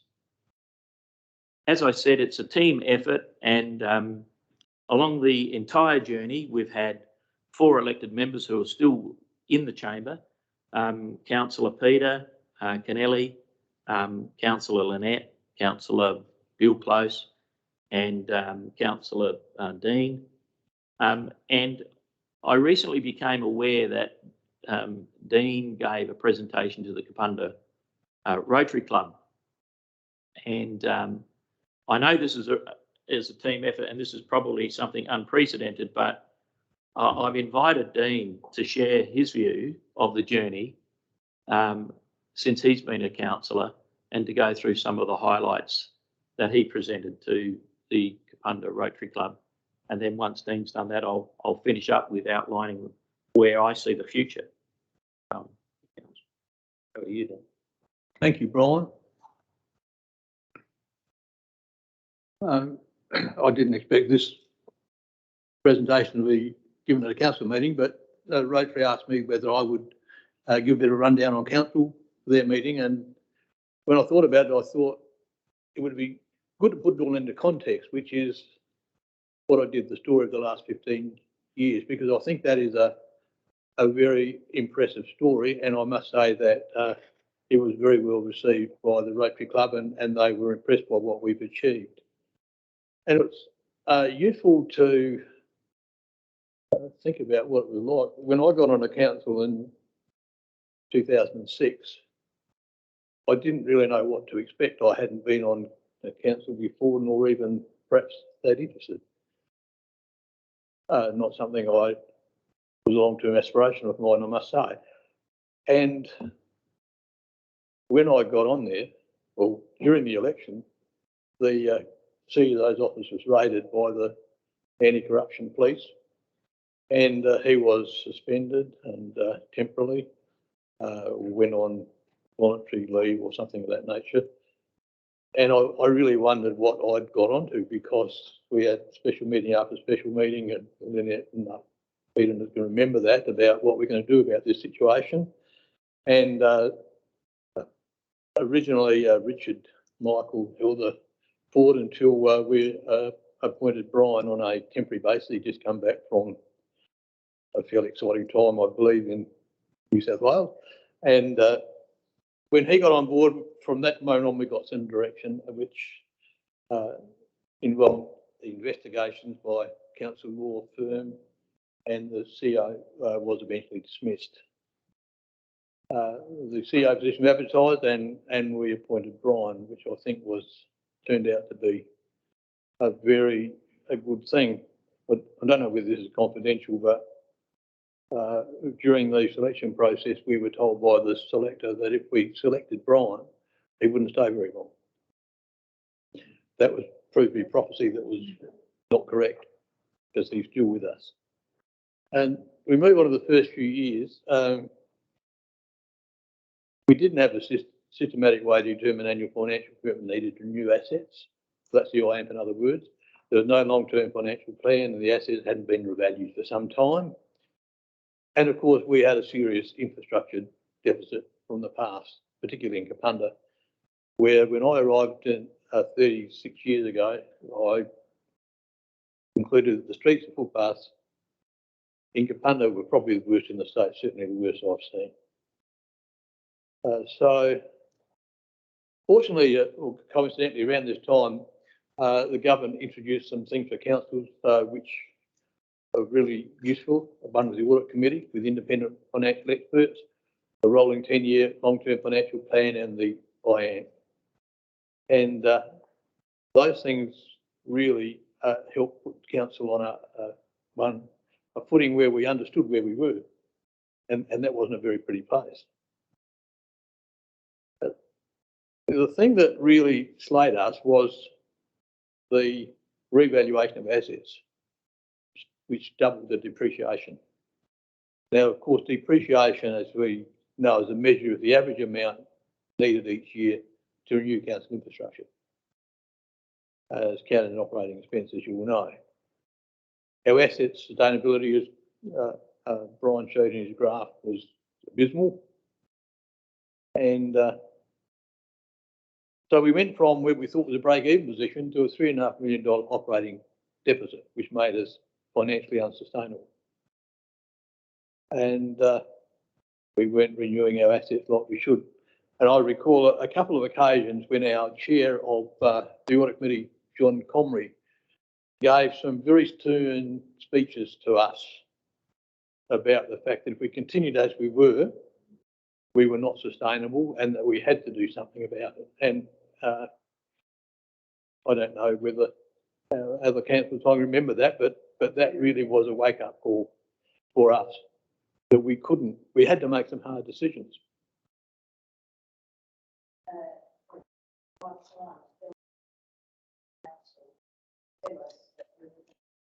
Exactly, yeah. And put that very powerfully. So we were facing very big challenges at the time, because simultaneously we had to reduce the operating deficit to around zero over a reasonable period of time, while limiting rate increases to an acceptable level and increasing expenditure on asset renewal to be roughly equal to depreciation, and address the infrastructure deficit from the past in places like Kapunda and other towns. So we just move on to the next one after grid, as Brian's spoken about, grid, growth, reform, innovation and discipline. I just want to talk about some of the things that we did in that. I thought that grid was a very useful concept because it's a multi-pronged attack, easy to understand, and gave us a focus on different ways that we could go about overcoming this seemingly irreconcilable requirements that I had in the previous slide. So the growth is not just about new housing developments, of which we've got a few of in process to have happened, the Roseworthy one, the Freeling, Kapunda, Wasleys, etc. But it's economic expansion by encouraging new businesses, expansion of existing businesses, and tourism growth and productivity improvements through infrastructure. That's all growth. And we've done a lot in each of those, as I think the Australian Grain Technology is an example point. We've had a few things that we could have had but ended up not having, like a tomato factory, but that's a different story. Reform, and Brian mentioned the customer action team. That was a very simple change that reduced the number of complaints about things not being done in infrastructure, minor things, from hundreds to hardly any very quickly. But there have been lots of other improvements, I think, in the way that the infrastructure team in particular operates. IT improvements, we've just got an award for those, so that's been, and a much more, I think, come about as a result of us getting ready for Rose with a much more professional structure and the way we, and that includes things like even the way that we organised our agenda, which has been through iterations to what it is today, which is, I think, as best as I've seen anywhere in terms of ease of getting as much information as you need and consider it to the community by having the confidential bit at the end and that kind of thing. The thing I want to stress here is teamwork, because I think that has been, for me, one of the most exciting things I've had about my time on council, one of the most satisfying.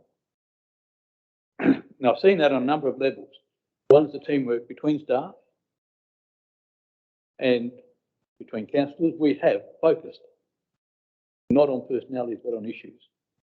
We've asked the hard questions, we've had the hard debates, but we've worked together as a team. But we have particularly worked as a team between council and staff. Each respect the contribution of the others. The staff have the technical expertise, we have the community expertise, plus the expertise that comes from whatever our own backgrounds are. But more than that, it's also teaming with the community, which is what Brian talking about with the empowerment policy. The farm is an example of that. The bowling centre is another one. There's numerous examples where we have worked with the community to achieve things. Innovation we've covered very well and I put the community empowerment program as a very important part of innovation because that multiplies our funds and also increases community pride as well and community ownership of that, what they're doing. And then there's discipline, of course, which is one that we have to do all the time. I won't talk about those innovation examples which I gave to Rotary because you'll know about those, but there are many examples. And the community empowerment one, if you look, there are huge numbers of those. The Dutton Park and Freeling management agreements, managing facilities themselves, saves us money and makes them achieve much more. The Pines Reserve, which has been particularly successful with major improvements with hardly any input from council. The Allendale North Recreation Area and the Kapunda Bowling Complex. Brian's mentioned many of those achievements, so I won't go over those again. But I think one that is worth mentioning is the street lighting program. The street lighting in our towns was pathetic. It's now as good as anywhere. It's been a very good one. Others I think we've probably all covered already. The current projects I won't mention because you know those as well. Just those over quickly. And that will get to the end of what I've got to say.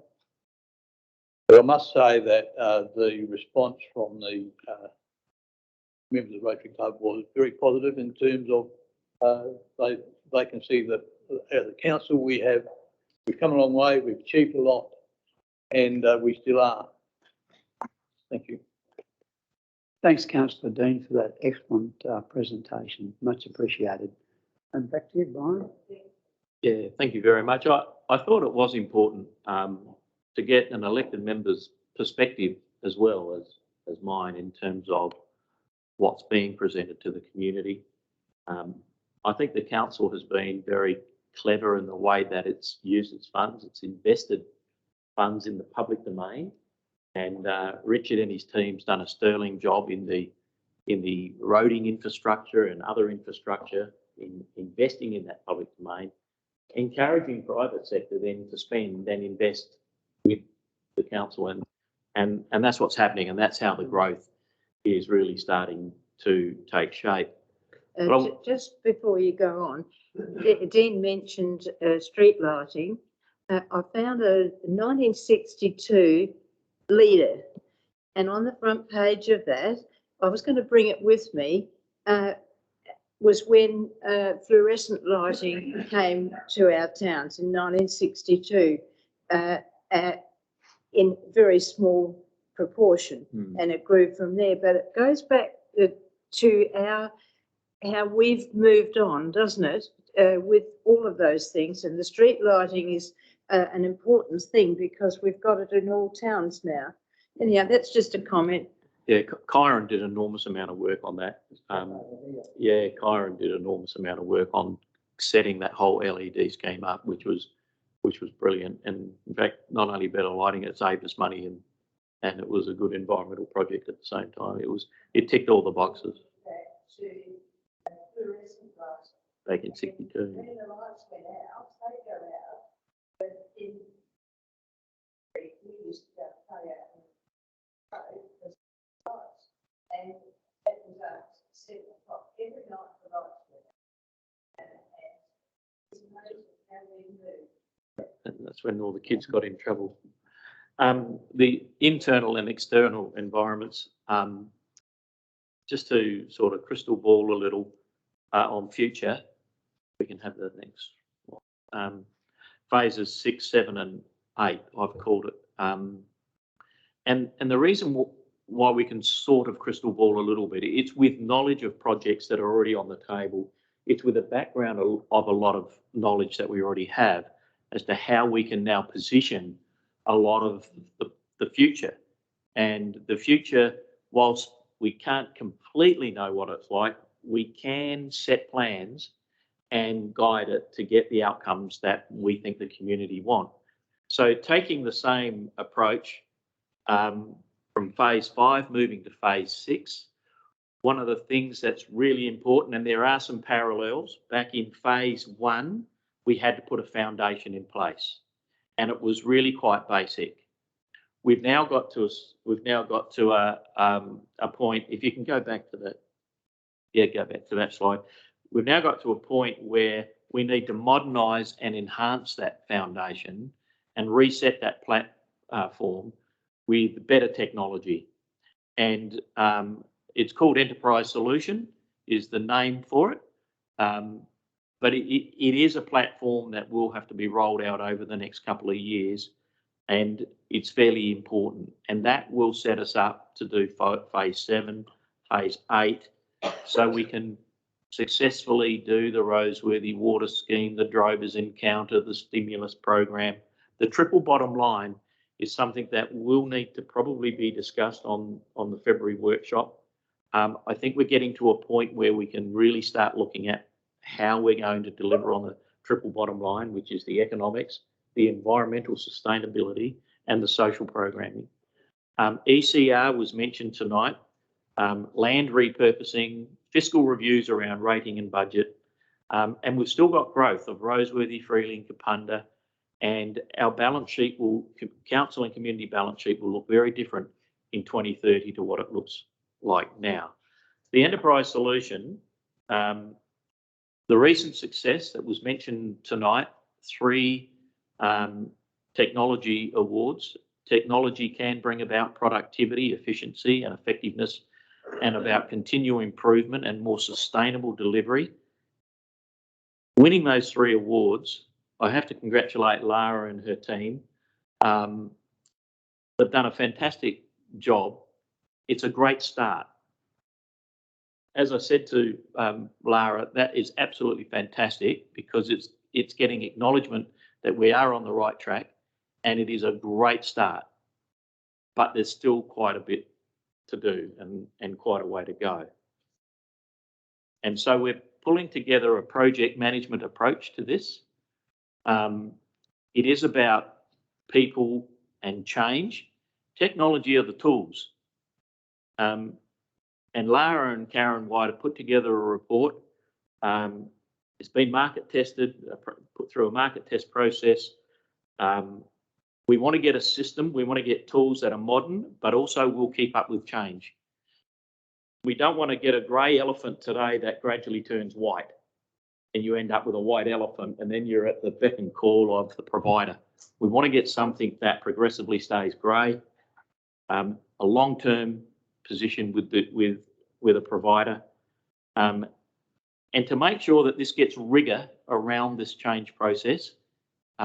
And it's so important that the Deputy CEO is right front and centre of this with management and staff, with Lara, Karen and myself, to get the right people, the right change, the right technology in place to set that platform up for the future.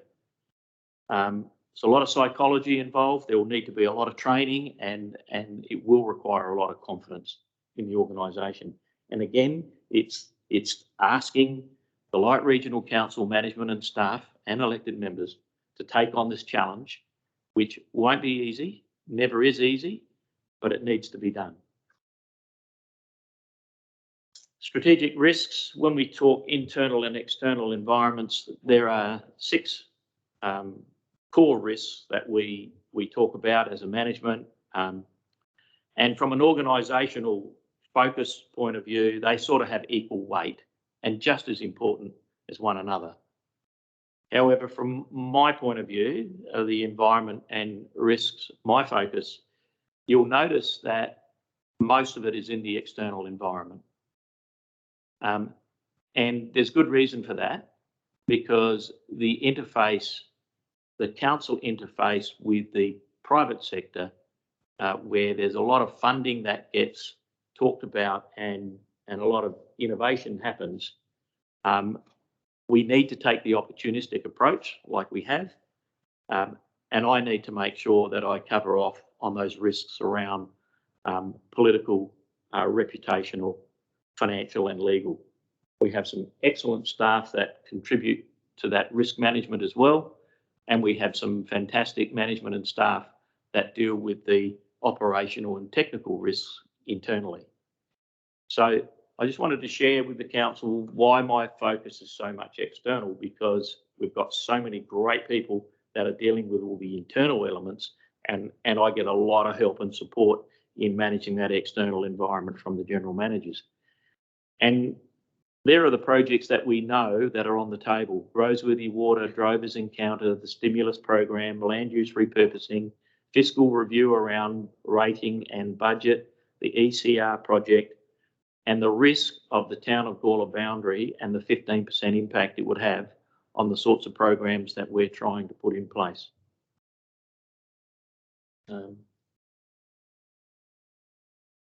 I'll move to the next slide. Public-private partnership on water schemes. It was mentioned by Dean tonight. I'll quickly run through this because most elected members know about this, but with Bunyip, the Bunyip water scheme, it was a quinella. We wanted to get a win-win. With the Roseworthy water, it's a trifecta. I'm using those terms for the mayor. I know he follows the races, but we're trying to get a win-win-win, and we will. And there's been a lot of tremendous work done by Simon and Kyron on the Roseworthy water scheme, and there will be a report coming up in the new year on that. But just to show you how we think about Light Regional Council's position. We think about that first. How do we make money? How do we get grants? How do we turn the capital over? How do we recycle grants into other projects? And that's what we did with Bunyip Water. We're looking at a similar with the Roseworthy Water. 3.8 million forecast in cash, 6 to 9 million from developers, 4.9 million from feds and state, and a takeout number of 11 million. If you add all those numbers up, you can see, excluding the takeout number, if you just add up all those other numbers, you see we're trying to cover off on the capital spend without it having any impact on the current ratepayers of Light Regional Council. If we get the takeout, then we're a long way in front. And the conversation so far with Bunyip Water has been very productive. So then you look at it from Bunyip Water's perspective. Why would they want to be involved? It's important in negotiations to know the other person's position. And we know that with Bunyip 1, they got more water and they were able to expand their business. They got a tax benefit and they got the capital opportunity to take it out at 22 million, which was the number that the actual cost. If you go Bunyip 2, again, more water for business expansion, tax benefit, and the opportunity of a capital yield. You look at it from a developer's point of view. Let's look at the developer's perspective. They're going to get a higher yield on Roseworthy. They're going to have water off obligations ticked, and they're going to have a lower cost in the cooperative arrangement. From our point of view, with the developers, more rate revenue because of the higher yield. Stormwater management Gawler Belt is being addressed, and the developers have signed a deed for 12,800 a hectare, a contribution to meet their water off obligation. But we also have a water on contribution to make sure our environment is clean and green. Drovers Way and the Drovers Encounter project, it ranges from Kingsford Estate, Seppertsfield, through Kapunda to Anlaby. It's a sealed road network now. because council took the strategic decision to seal Anlaby Road, from Kingsford Estate to Anlaby is a sealed road. Great for the visitor economy, great for more customers. The Drovers Encounter land assemblage around the mine site and the main street has been done. Project vision and key elements are in place. Project modeling's been done. Project marketing and promotion is in place. And it's really about attracting entrepreneurs to come into the Kapunda space. And that's already happening. There's already some entrepreneurs coming into the Kapunda space, largely from the work that Kyron's been doing. But you've got Kingsford Estate, where you've got Stephen Arns. You've got Seppeltsfield with various offerings, which is where Warren Randall has invested an enormous amount of money. And at Anlaby, you've got a great heritage space with Andrew and Peter. So what do we put in the Kapunda? The Drovers Encounter. And if we get that right, which I believe we will, then this particular corridor will be sought after right across Australia and further afield.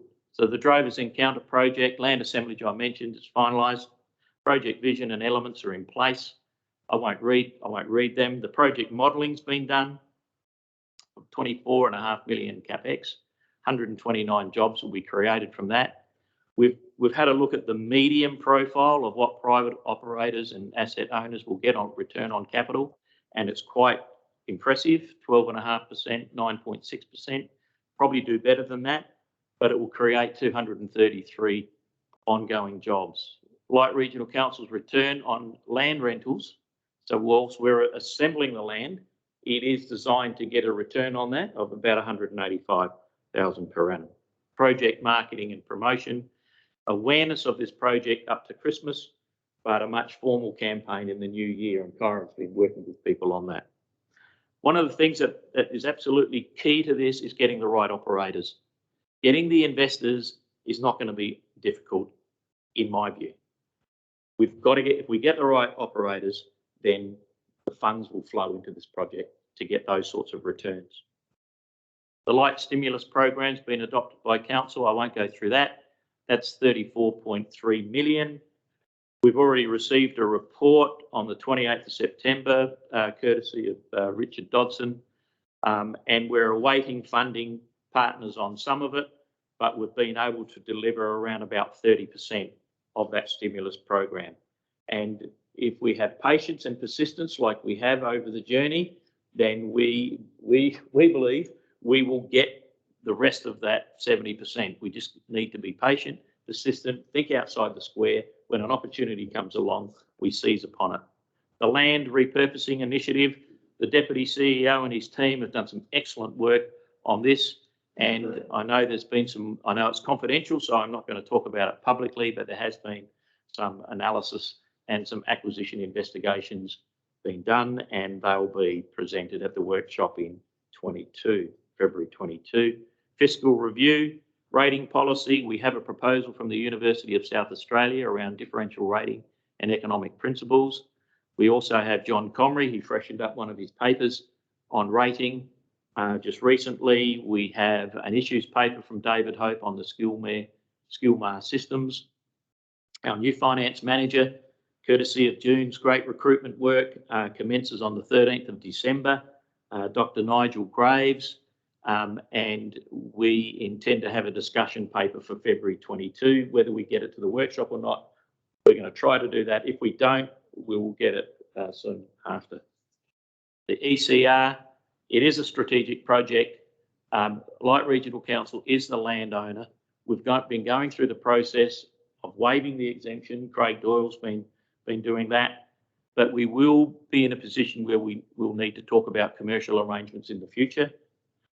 The approvals process is via the Department of Mining, where they focus on the new technology.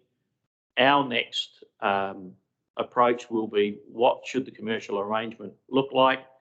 And at the appropriate time, it'll be in the form of a lease and or license. We've got legal advice from Normans on how to do that. And it was great that the Mayor was able to state tonight that they won the state award on innovation and collaboration in the resource sector. Boundary reform, which is the elephant in the room, it's a threat, it's a distraction, and there's a report going to council tonight. But you can see the potential impact when it comes to $3 million, which is in our operating statement on rate revenue. That's symbolic. It's about the capacity impact. If you reduce the council's capacity by 15%, it's going to be difficult for it to do a number of key strategic projects. And that's what I refer to in the next slide, Gawler boundary proposal, why it is not in the public interest. It's fundamentally flawed. Even the Gawler survey probably tells you that. It's going to interrupt the November 22 local government election, contrary to the Boundary Commission's own guidelines. It reduces, and you'll see the word there, capacity, capacity, capacity in the next 3 points. It reduces capacity to deliver on big projects like Roseworthy. It reduces financial capacity to maintain our IAM, and it reduces capacity to maintain freight routes. So the agriculture, viticulture and tourism industries will have a detrimental economic impact, and that's what we're saying to the Boundaries Commission. That needs to be assessed, because that detrimental impact needs to be understood by the agriculture, viticulture and tourism industries, and it's a significant non-productive cost to 4 councils in the region. It's going to cost Gawler Council, it's going to cost Light Regional Council, Barossa Council and Playford Council. They're all going to respond. I know Barossa and Playford will also be responding, and they have asked for a copy of what we're putting forward. The grid focus, we're going to continue with that framework. I think it does help keep a focus, and the enterprise solution, which is the technology foundation that we're putting in place, will support all of these matters as we go forward. The wider region, 2 big items, water, stormwater and the water business, which is the water recycling business that KBR are looking at from a state point of view. They do need regional advice. They do need regional infrastructure. They do need the BILL scheme, the Bunyip scheme. They do need SA water assets. So the KBR water business project has got a long way to go. The stormwater of Gawler River will always be on the agenda, will always be an issue, and we need to think of creative ways of addressing that. Policy and legislative reform basically is leaning towards establishing a regional planning board, which will be subject to a future report. Finally, just on governance, federal election is coming up soon. Last I heard, the last projection was it could be in May, which means it'll be after the state election, which is for the 19th of March. And then there's a local government election in November of 22, and local government goes into caretaker mode September 22. My current contract expires on the 25th of August 22. Political environment, the elected member at the federal level that we've been working very closely with, and I do acknowledge that a number of the general managers work very closely with Tony, and in particular, Richard Dodson, our Deputy CEO, has worked with Tony Passon, and we have a great rapport with Tony in terms of doing things for our community and our environment. But the state election, there are candidates with high margin of safety, Penny Pratt and Ashton Hearn. So we can't forecast what the election will say, but both of those people who won pre-selection for their party have very high margin of safety. So however the election goes, there's a good chance they'll be the member for our area, 2 members for our area. It's the succession plan. The reason I wanted to put this up is about open and transparency. The succession plan is for the organisation. I think it was a great move that the council agreed with the Deputy CEO, and Richard's going to be intimately involved in reviewing the internal operations. He's also going to lead identified strategic projects like land repurchase, repurpose and others. And he's going to be front and centre of the enterprise solution. My current contract, as I mentioned, will expire in August. I have informally mentioned to the Mayor and the Deputy Mayor If the council is of a mind that that ought to be extended for a period, I'm open to that. And that during that period, it will enable the Deputy CEO to flourish. We'll be able to get over the next election, and we'll be able to complete a number of the milestones which I mentioned tonight. It's not just me coming to the grey-haired period.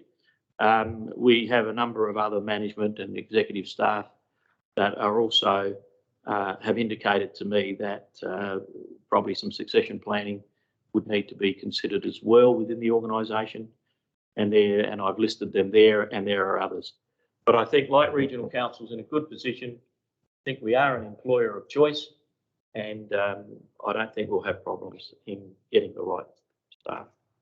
So that's the end of my presentation, Mr. Mayor. Happy to answer any questions. Yeah, thanks so much, Brian. Councillors, are there any questions of Brian at this point?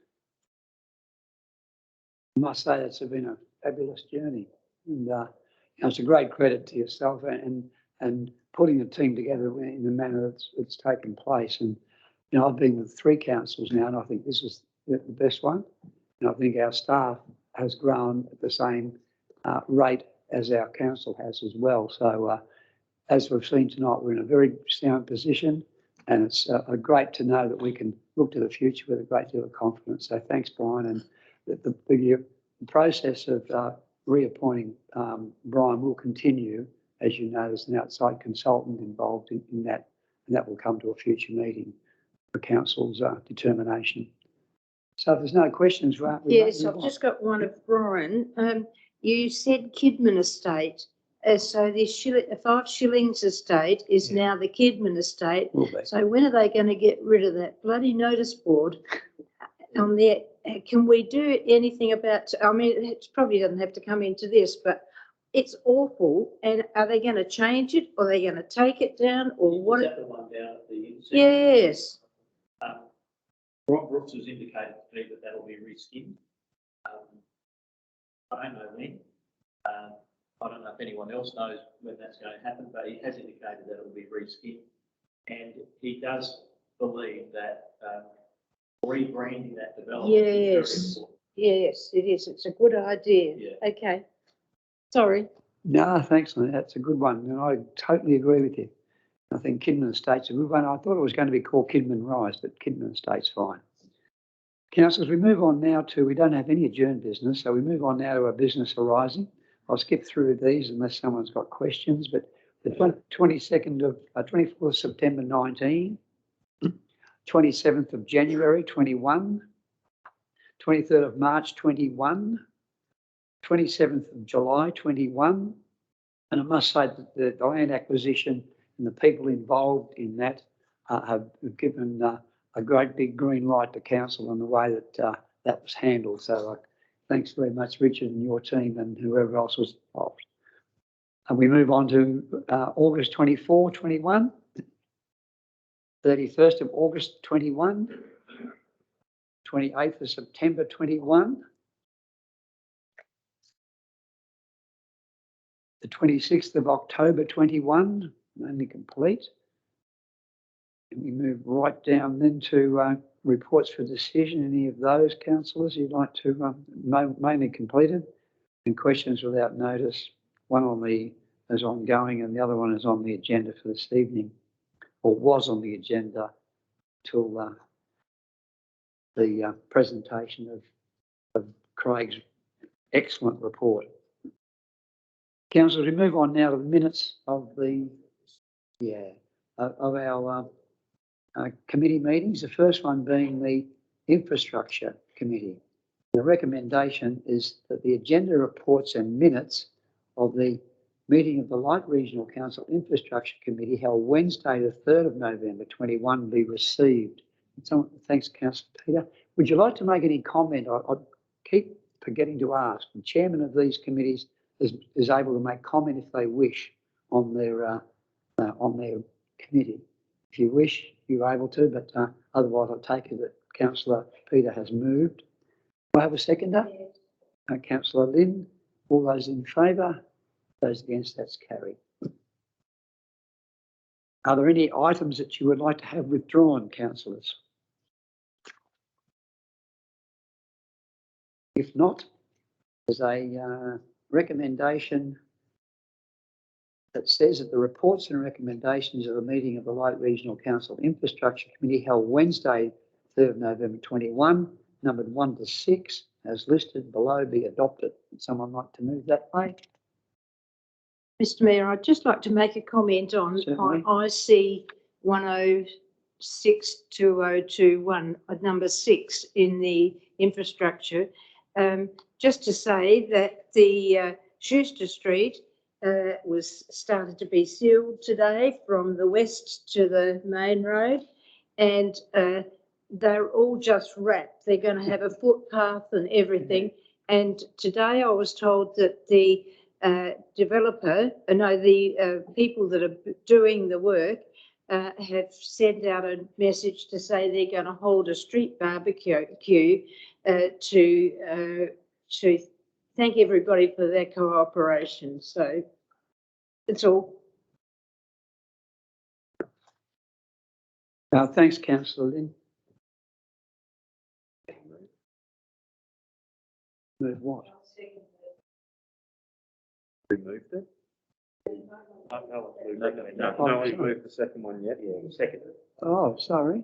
That was the first. Thank you. Thanks, Councillor Peter. Mover and a second. Peter. All those in favour? The motion is carried.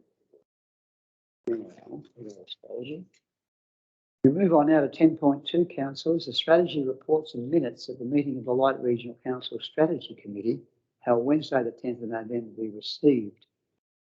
Councillor Bill, would you like Thanks, to Mr. Mayor. make any comment? Yeah, this was mainly the main factor was the Civil Marinanga report that Craig did, which you mentioned several times. And if other elected members that weren't at that meeting, if they haven't read that report, it really is a very clarifying report and covers a lot of the points about what was brought up on that presentation. So if you haven't read it, I really recommend you do read that report because it gives you a lot of answers if you get any questions. So thanks, Craig, for that report. It's great, excellent. Thanks, Councillor Bill. Would you like to move the motion? Pardon me, that the reports be received? Thanks, Councillor Bill. Someone like to second that? Councillor Simon. All those in favour? Those against? That's carried. Recommendation 2 is that the reports and recommendations. Pardon me. Are there any items that members would like to have withdrawn for further? If not, there's a further recommendation. Nothing? Would someone like to move that the items 1 to 2 as listed below from the meeting of the 10th of November 21 be adopted? Councillor Simon, someone like to second that? Councillor Shannon, those in favour, those against? Councillor David, are you for or against? I didn't see it, sorry. Motion's carried. We move on now to our Audit Committee. The agenda reports and minutes of the meeting of the Light Regional Council Audit and Risk Committee held Tuesday the 9th of November 21 be received. Someone like to move that way? Certainly. Just through the chair, there was an omission that's been placed on everybody's table, and it was from the Audit and Risk Committee item 10.2. It was included within the Audit and Risk Committee minutes. However, in the listed items tonight, it was actually excluded. So we go from item AUD 10.1 to ARC 10.3. So ARC 10.2 just sits in the middle there. As I say, it is included in the Audit Committee minutes. It just hasn't translated here to the agenda. So that will be included in the minutes of this meeting. Yeah, thanks very much, Richard. For everyone clear on that, councillors? Right. Did I have a move on a second? No, I need someone to move that the minutes of the Audit and Risk Committee held Tuesday the 9th of September be received. Someone like to move that way? Councillor David, someone like to second that motion? Councillor Simon, all those in favour? Those against, that's carried. Thank you, councillors. Recommendation 2 is that the reports and recommendations of the meeting. What are you doing to me? Oh, pardon me. Before we go into second recommendation, this is why this guy is going to be the next CEO. Are there any items for withdrawal discussion? If not, there is a further recommendation. Are there any items you'd like to have withdrawn from the table? No, if not, we'll move to the second recommendation. I was getting ahead of myself a bit there. Impatience when you get older. The reports and recommendations of the meeting of the Light Regional Council Audit and Risk Committee held Tuesday, the 9th of November 2021, numbered 1 to 7, as listed below, be adopted. Someone like to move that way? Thanks, Councillor Bill and Councillor Dean. All those in favour? Those against? That's carried. Thank you, councillors. Now, we move on to 10.5, Governance Advisory Panel. The recommendation at the top of the page is that the agenda reports and minutes of the meeting of the Light Regional Council Governance Advisory Panel held on the 11th of November be received. Would someone like to move that way? Councillor Lind. Someone like to second that? Councillor Bill. All those in favour? Those against? That's carried. Councillors, are there any items that you'd like to have withdrawn? There is only one.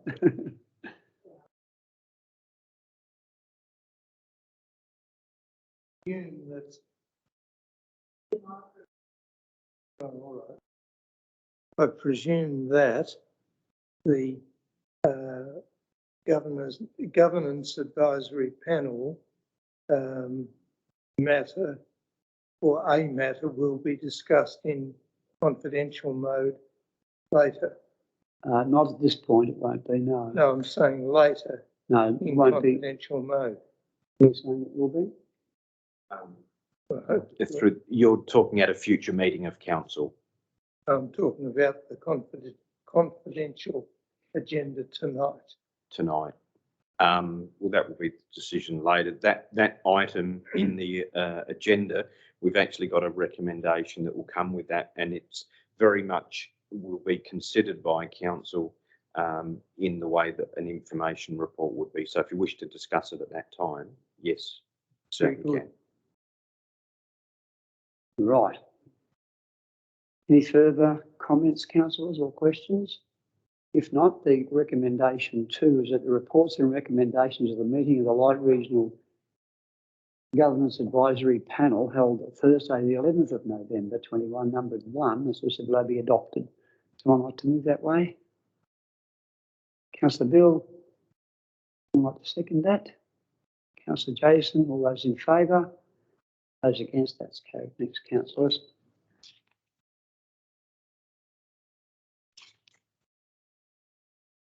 Councillors, we move on now for reports for information. The first one being 11.1, our monthly financial report. Are there any questions, councillors? It's a lot easier to read nowadays. A lot easier. Thanks, Councillor Linton. Thank you, Claire, for your good work. Any other questions or comments? Councillor Simon? Yes, I'll probably take this off. I do have a question. Because I remember when we had last June, we had deliberations about the rating of our primary producers. And so therefore we then had sort of a little bit of a change on sort of we avoid too big of a budget deficit for this financial year.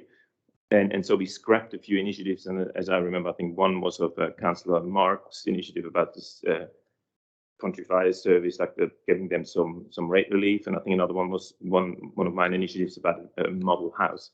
And it's around $100,000. So I'm just wondering, looking at this, huge surplus, how does this, could we reinstate those initiatives now again, or because it seems like we're generally running on a quite a big surplus, as we heard earlier, almost average at $1 million or something. So I just wondered why we had to scrap these initiatives while we seem to have plenty of money to spend on these initiatives. I'll pass over to June to answer. Through that. the Thanks, chair, that is a good question, and we have been looking at the last 5 years as well with the comparison, I guess, of the budget amount to the actual financial position, and you would have seen that in the financial statements. So we are reviewing a methodology on how we develop the budget, and in conjunction with Claire and also Nigel Graves, when he commences, we'll present a new methodology to the budget workshop to the elected members on the 8th of February for consideration, and also an improved method of analysing elected members' business cases very early on as well. We're also looking at potentially a process of when we undertake like midterm budget reviews, if we identify a surplus position, of having an opportunity to resubmit budget bids. So this is all about process improvement, and we do recognise that there is a significant variance and we have to address that. So hope that helps.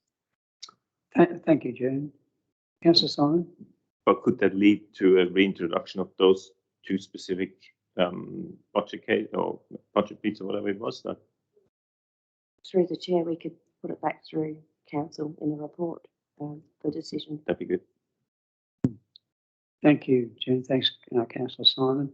Any further questions, councillors, on the financial report? Mayor Bill, Councillor David? I notice here there's a 1.8454 million remains outstanding from previous years. What are we doing to address that? Through the chair, we didn't address that in the past for 18 months due to COVID. So we did have a position of not going after debt at all. But now that we have re-established that process, and we've also engaged a new debt recovery company as well, and hope to see some positive results going forward. Thanks, June. Thanks, Councillor David. Any further questions, councillors, on the financial report? If not, no, we move on to 11.2, Local Government Associations draft minutes and annual general meeting. And I thank Richard Michael sincerely for the work that he's put into that and saved me a lot of time and effort. Any comments or you'd like to make on that? If not, we'll move on to the Suicide Prevention Community Forum, and I really must commend both Lorinda and Pepper for the work they put into that, and it was an excellent night. We didn't think we were going to get the numbers for a while there, but we certainly did, and I think we've got enough interest in the on the night to form a network to move this very important issue forward. So thank you, Pepper, and thank you, Lorinda. She's up there somewhere. There she is. Any questions, councillors?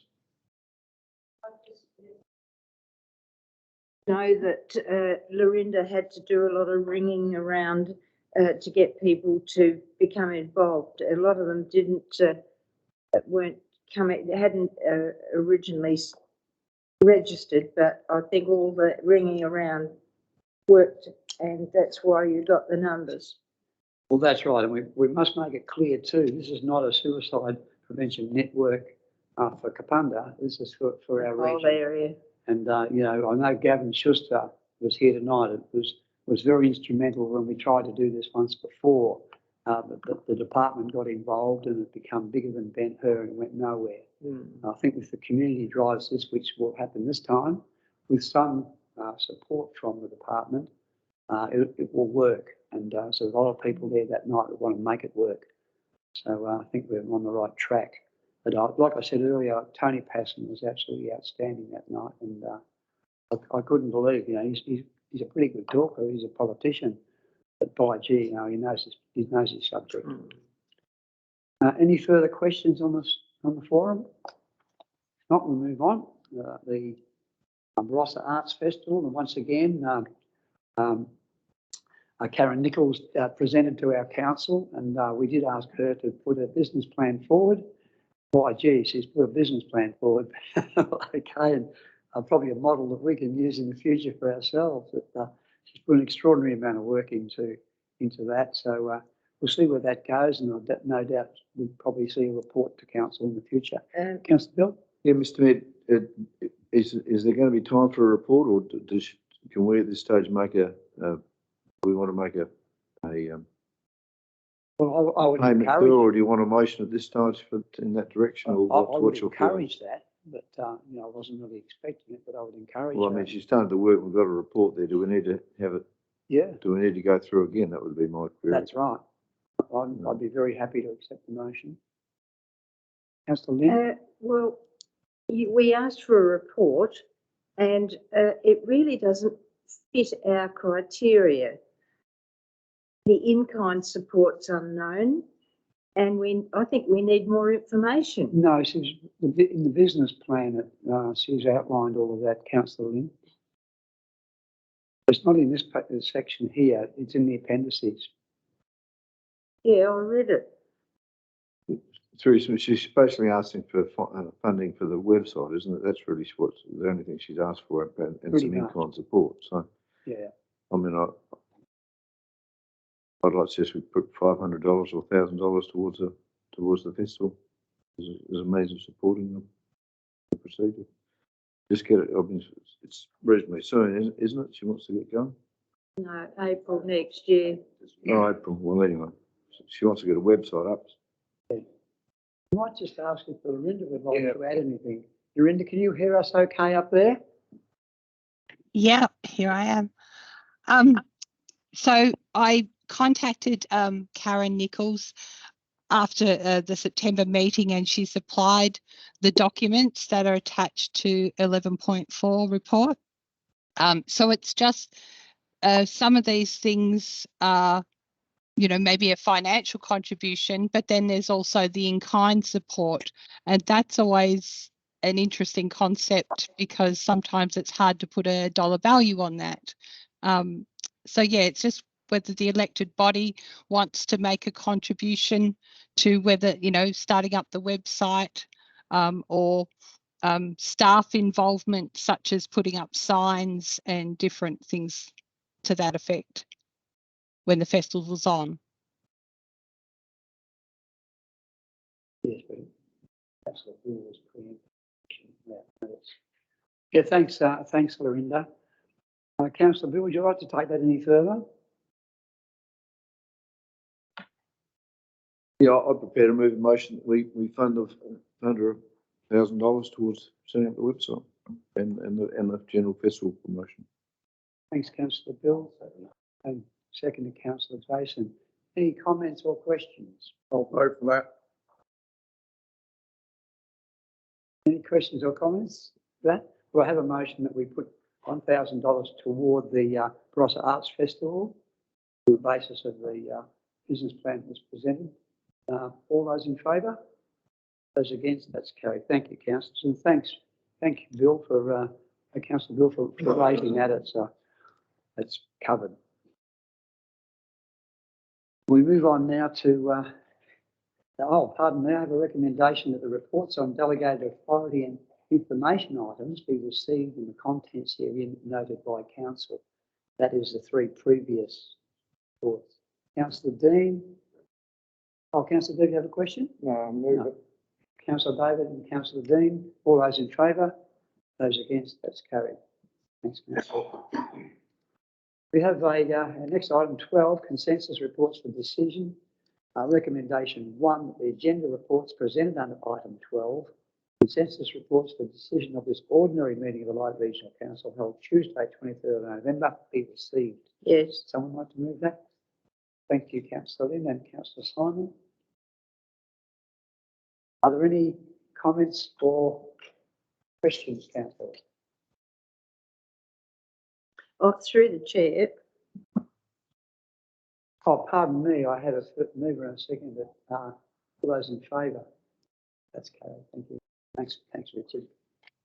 Through the chair, where that's at the top of the hill, isn't it? I had a look at that on the before you get to the highway. It's on the top of the hill, and at the back of it, there's was the old Rawlings garage.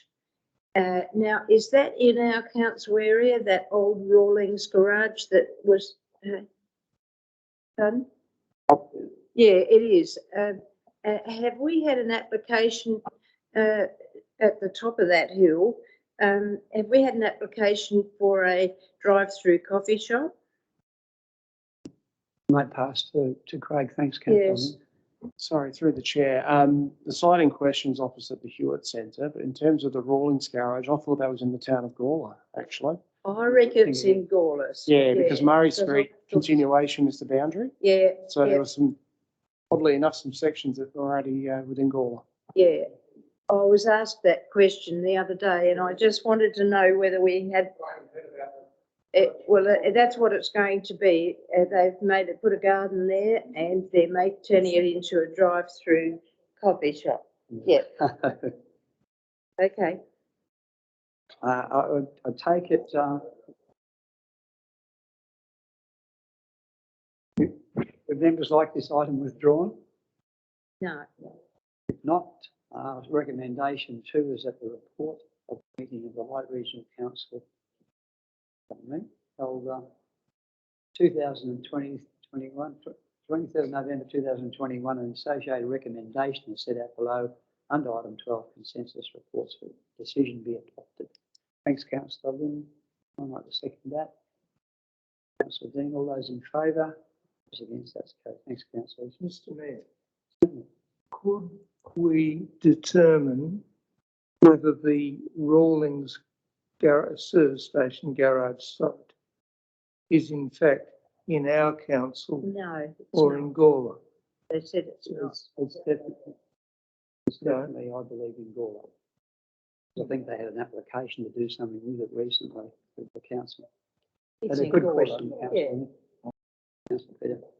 We move on to reports for decision, section 13. 13.1, we can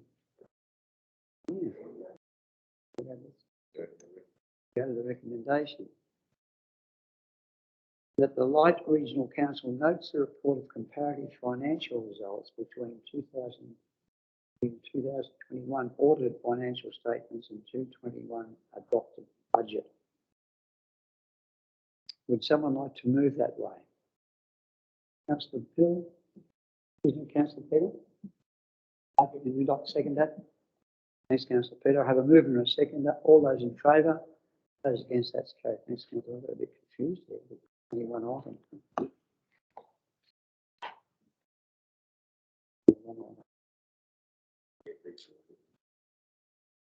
Right. 13.2, first quarter budget update. And, thank you, Claire, for your very well presented report again. There's a recommendation top of the page. Are there any questions, councillors, or any comments today? If not, I'll put the recommendation. Would someone like to move that way? Councillor Dean, would someone like to second that?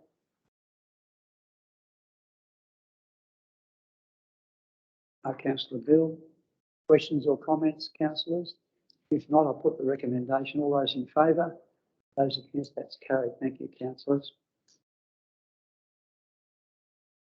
Now we go to 13.3, which is the infrastructure and asset management plan. And thank you, Govind, for your excellent work in this matter. It's, I think our CEO mentioned earlier, we've come a long way in our asset management plan, and thanks to you and the team behind you. Excellent. Councillors, a series of recommendations there. Are there any questions and comments that you'd like to make in relation to this?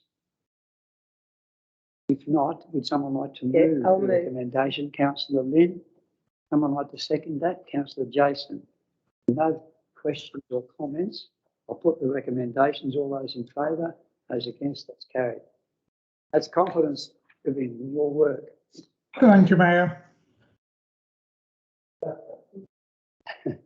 Well, 13.4, this is the elephant in the room, the boundary reform update. And there's been quite a lot of goings on between ourselves, the Boundaries Commission and the Barossa Council in the last week or so. And I think we're slowly getting there. My feeling is that this matter won't have too much more oxygen. I think when Gawler Council understand this particular proposal they've put forward could cost them something like $1 million to find out whether they will recommend these changes to the minister. They might have some second thoughts about that, and so might the residents of Gawler. It's an extraordinary process that the Boundaries Commission go through, and we're absolutely insisting that they don't just get one company to do all of the consultation and all of the numbers. We want those to be separated into companies that have got the expertise in those fields. We haven't responded in the 14 days or so we were given because we don't believe that that sort of pressure should be placed upon us, and Barossa Council feel exactly the same way. In fact, Barossa Council have written to the Boundaries Reform Commission, and surprise, surprise, got a phone call the following morning from Alex Hart, who was the CEO of the Department of Local Government. Barossa Council wanted the minutes and the background to the meeting where this decision was made, and it's a fair question. It doesn't look like they're going to be able to receive that because they're not public documents. Well, what have they got to hide? And frankly, the Boundaries Commission, and I only found this out last Friday night at the agricultural night, Wards night. Erica Vickery, Mayor of Lucindale Narracor, is a very good friend of mine. She is also on the Boundaries Reform Commission. And I was never aware there are only 3 members of that Boundaries Reform Commission. 3. Erica's one of them. Bruce Green, the former Mayor of Port Lincoln. And the other one is Winnie Campana, the ex-GM of the Local Government Association. So there's only 3. So you have to really start to think how it's being driven. It's been driven by the department. And I don't think you need to be, a Rhodes Scholar to work that out. And hence the phone call from Alex Hart, who was the chief of that department to Barossa Council. So, it makes you wonder, doesn't it? You have a Boundaries Commission that are probably puppets to what someone else's tune. I think we all seen the letter. I've passed it around to all the elected members, and you would have seen for yourself what they've got to go through to get this, even to the stage where the Boundaries Reform Commission recommend anything to the minister, and then the minister's got to decide after all that anyway. So it's a long, drawn-out process that is very costly. I don't believe that 14 days was enough time for us to get our act together. But one thing I did do with our meeting, Tim and Martin, was made it quite clear that they've got a hand grenade still over our head in relation to their own proposal against our council. It's still there. They've never withdrawn it, even though they make it quite clear they're not going to act on it. But that's fine, so withdraw it. They haven't done that as yet, and it's a little bit disturbing, and I did keep on about it, I must say, because we don't think it's right, and I made the point that if it comes to the point where they do activate it, they're going to get a letter exactly the same as this one that they're objecting to. So, they've got to make a decision soon, and I think they're going to take that back into their chamber to have a look at it, because it's not a nice feeling to know that at any one time they can just press the button and that goes back to the Boundaries Commission. So through the chair, who is the Minister for Local Government? The Minister for Local Government is Vicky Chapman. Yes, and that's going to put a real fly in the ointment, isn't it? Because we were on board with Vicky Chapman, yeah. And now depends who takes her place. If it's Dan Gulf Pelican, he's one of the runners. But we need to, I don't know where you go with this because she's out as minister. She's not going to be minister and not even going to come back as minister. I don't think it'll matter in the short term. Don't you? Because here's the final outcome. They've got to go through all the process Yes, first yeah, they before it do. even goes to that level. And it's a long drawn out process. It's going to take them, good part of next year. That's what Yeah. Brian was saying earlier. It overruns the council elections as well, which they said they would never do, but they've done it. And, So through the chair, while I was waiting for Richard Michael to pick me up at the conference after in the afternoon, Angela Evans came past me and she stopped and spoke to me, and she said she was very angry about the way Adelaide, Campbelltown went on about the boundary reform, and she said, and I don't know who she was talking about, who the man was that stood up and was spouting on about it as well. But she said, I'm not going to be dictated by those people, and that's all there is to it. And that's why she got the legal aid, got Dale to come and give an idea of where we stood legally. But she said it's got to be looked at. She said to me. So what she meant by that, I don't know. The local government, somebody's got to step in if it's being run by the state. well, I mean, I'm probably speaking out of school and saying that, and I'll probably get a smack over the No. knuckles from somebody. But you can only tell the truth as you see it. And I'm reasonably experienced in these sorts of areas. We've been Yeah. through it before. And I'm not convinced that the Boundaries Commission themselves are the drivers of this. They're No. there. And it looks good. But I don't know if they're actually driving it. I think the department's driving it.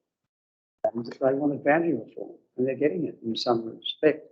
But in all of the time that they've been on this case, there hasn't been one successful No. major boundary reform. There's been a couple of little tiny bits and pieces, like you're carving up a cake, but there's nothing being done. So there's no real appetite out there, and that's why I said to the opposition front bench that this is un-Australian, having council fighting council, and people fighting each other across the border. It's just not right. No. And I think we'll see the end of all this soon. I certainly hope. But I'm very pleased with the way that we're approaching this and professional manner that we're going about it in responding to the local government, the Boundaries Reform Commission. I don't think we'd be quite as blunt and as forthright as Martin has been, but we've got our own plans. I mean, when you think about it, we put up a plan in the early days that said, let's have a look at this if you're really serious. That little bit of Gawler goes to Playford, that little bit goes to the Barossa, which the Barossa wanted, and the border becomes a river and Williston comes to light. Now, that made a lot of sense, and it never got to first base. We just got a letter saying, not on. You know why they're a fraud. Oh, but she doesn't make the decision, someone made it. Oh, okay. Yeah, well, it gets messy, doesn't it? But no, I think we've got a fair way to go with this, but I'm quietly confident that it's not going to ultimately break up our council. I don't think it will. Councillor Dean. A question, because the letter won't have been written within the 2-week timeline they've given us, have they got the right to refuse to receive it? Or do you don't think that's an issue? Oh, that's a good question. No, Councillor Dean, I don't know. You just have to go.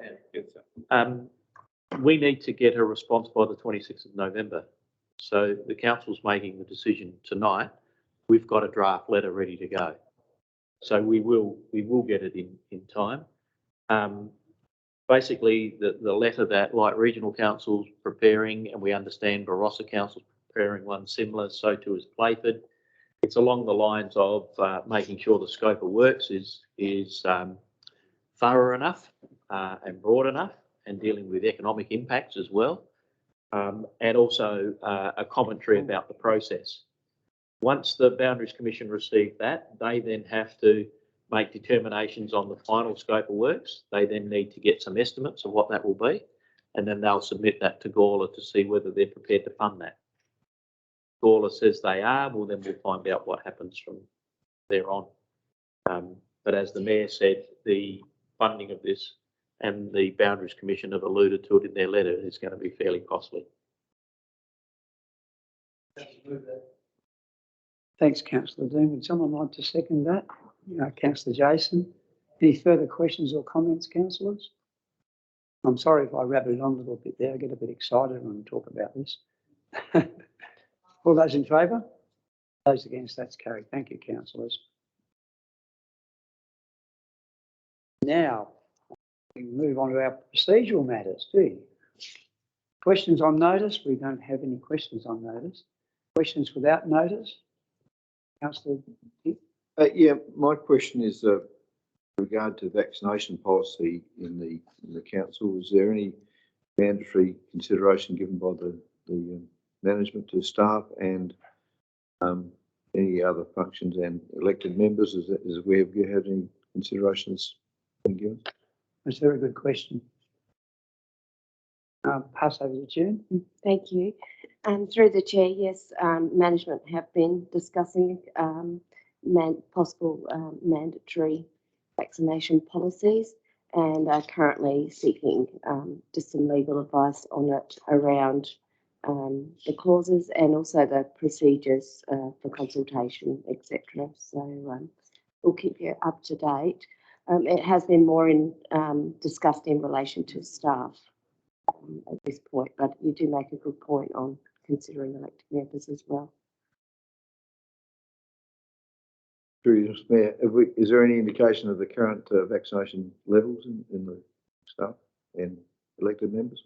Through the chair, just through, I guess, water cooler discussions, I feel that Kapunda is probably around 100% on this at this side, and there wouldn't be too many that aren't across council, I don't believe.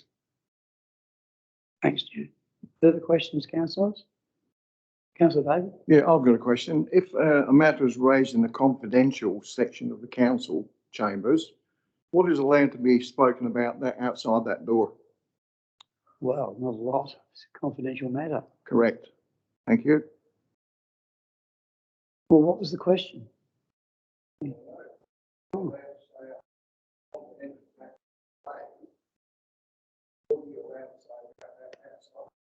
Well, probably only what's in the public public document. Simple answer. Any further questions, councillors? I suppose just a query on that. Would that apply to two members who are in that confidential meeting discussing it themselves outside the meeting? Well, that's why the question is hard to answer. Don't know where we're going to go with that, but never mind. We're on questions on notice. Are there any questions on notice? All right. Motions on notice. There are no motions on notice. Motions without notice. There are no motions without notice. Confidential items. What we need. Would you prefer we break for dinner, or we get through these couple of items fairly quickly? Get through, finish the meeting. We need to move into confidence, councillors. Do I have someone move that we move into confidential? Councillor David, Councillor Simon. All those in favour? Those against, that's carried. Well, the first matter is the matter of utilisation